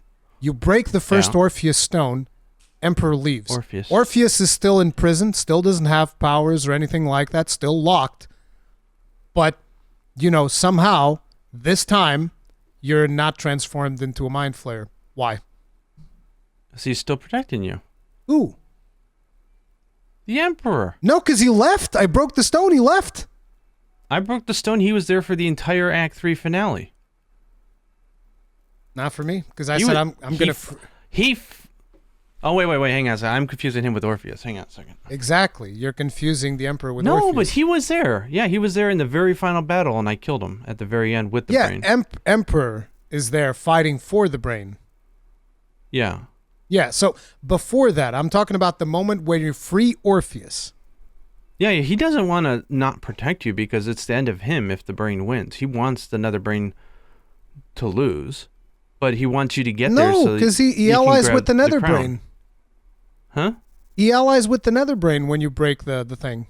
I assumed that he was working with on his own rogue intentions. His intention was to get you to get there, grab your stuff, kill the brain, become the next absolute. No, but basically I just think that there's something there that doesn't make a lot of sense, and it pissed me off. And because I'll be honest, the whole Ember story, I wasn't that invested in. I was so much more invested in the companions. I didn't like that you're forced to help the Emperor, because essentially you are. There's like 2 ways out of Act 2. Yeah, I think it's 2 ways out of Act 2. Yeah. Way number 1, sacrifice Gale, blow him up. Sacrifice Gale, blow up the brain instantly. You know you can do that? You can just finish the game in Act 2. You can sacrifice Gale, blow up the brain, boom, done. Game over. Goddamn. You win. Yeah. That seems like an acceptable outcome, to be honest. Sacrifice Gale. I mean, that seems like something I might do on my 3rd or 4th, because like I imagine, again, Act 3 not being insanely different for each character. I mean, you get their finale, but that's about it. Yeah. But the main story doesn't change much. But then again, you could probably just bum rush it to the 3 guys you need to kill, and you're done. That's it. Yeah, so, but like interesting. Yeah, so that was the thing that kind of like turned me off, was the fact that I was forced to ally with the Emperor. I did not like that choice. I was like, bro, I want a choice. I want to kill him, and I want to side with Orpheus in Act 2. I want to be able to do that. And the fact that you don't get to do that, and then you realize that, I was forcing myself not to do illithid stuff, so I don't want to get corrupted by the tadpole. There's no reward for that. There's nothing. There's literally nothing. It's just like, you could have just gotten illithid powers and be way more powerful. You got the self-satisfaction. Whatever. So I am assuming you chose not to become a illithid and you made the prince do it. No. See, that's the thing. Oh? See, that's the thing. You became illithid. Yeah, because it's like, listen, wow. When it comes to that stuff, like I like to think about what would I do, man. What would I do placed in that situation? So I certainly would have made him do it. He had such a bad attitude when I got his ass out of that thing. So he was a dickhead. So here's my thought process, right? And here are the choices that the game presents to me. It's like, so you don't have Emperor, because you can have Emperor with you, and Emperor will be the one controlling the things and subduing the nether brain. So that's an option that you have. But because I didn't have the Emperor, they're like, okay, one of us needs to become a Mind Flayer. Okay, what are my choices? Well, you have Karlach, your wife, who, by the way, is going to die. There's nothing you can do to stop her. Well, with the story that I did, there was nothing you could do. She can have a good death. Yeah, exactly. That's the thing. But basically, the premise is it's presented to me in a way where she's like, hey, I'm going to die anyway. I'll do it. And then the other choice is do Orpheus, which if you follow the storylines and all that stuff, you know that Orpheus is like the future of the Githyanki race, which is waging war against the Mind Flayers. And I was like, so wait, I can either sacrifice the leader of the warrior race that is taking the fight to the Mind Flayers and have him become the thing he hates the most, or I can sacrifice my wife, or I can sacrifice myself. And I was like, well, guess I'm becoming. And the moment I won't tell you the details because I want you to try it eventually. But having the prince take duty, I know it's actually really nice. It's a really nice ending. I really like how. Because Lae'zel then takes the reins. People told me Lae'zel takes the reins of the. Well, it's not just that. It's how he acts. It's the things that he says and does afterwards that made me feel very good about my decision. So, but basically, the moment my character became a Mind Flayer, if you were watching, because this was all on the stream, if you were watching, you could see just like the whole joy goes away from. I'm like I just like completely disconnected from the game. I'm just like, I hate this. Man. This is fucking like I loved my dwarf, dude. It was an amazing character, and now he's a fucking squid. Why didn't you reverse your decision? Because I committed to accepting every consequence that I've accepted up until that I point, was willing to take everything, but when that prince came out and he's like, "You asshole!" Like excuse you? Like I was like, He immediately sealed his doom right there. I'm like, you know what, fucker? You've had enough time to try to do this. You failed. You know, you're the old man, like out with the old, in with the new. You know, like, I'm sorry, but like, do your duty. Show me how loyal you are. So basically what happened to me was I was then I was a mind flayer. I did the ending of the game as a mind flayer. And when you get to the end, I was just like telling my chat, I hope they just let me fucking kill myself. I just want to end my miserable existence. And they at least let you do that. They let you do really? Yeah. So like we're at the end and the whole party is there around us like, yay, we did it. And everybody's kind of like a little apprehensive because I'm a mind flayer now. And I'm just like, well, sayonara, dudes, grab a knife and die. And Carl like goes like, no! It's really cool. So, you know, it's like, that's kind of how things turned out for me. And that's why I didn't like that. I just feel like there's too much mind flayer nonsense in the story. And I get it. It's like if you're into that the story setting, yeah, it's the setting that they chose, which is why I said I don't like it. I don't think it's bad. I think it's good, but I don't like it because I want mind flayers as my enemies. You know, yeah, sure, I'll fight mind flayers, but it feels like this game is all about embracing mind flayers, potentially allying with mind flayers and all of that stuff. And I'm just like, I'm not about to do no alliances. I saw it different because the flayers. average hive mind was bad. And there was one that just happened to disconnect from it, and I for the moment I knew that it was deceiving me. I was like, I'm sorry, the Emperor is working in his own interests. He wants to be the Nether Queen, whatever. Did you have sex with the Emperor? Fuck him.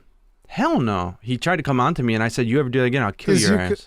Because you can, and it's funny because he came on me once, and I was so offended. There's a dialogue when you release Orpheus, and Orpheus says, "You fornicated with a mind flayer."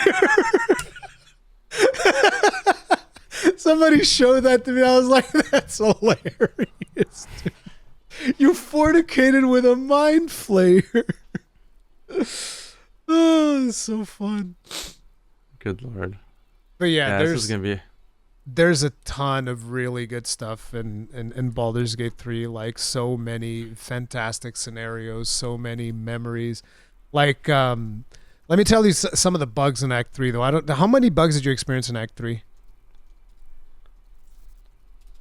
I would say that frame rate slowdown was huge when I was trying to get into Vampire Mansion. Like, that whole area was like 10 FPS.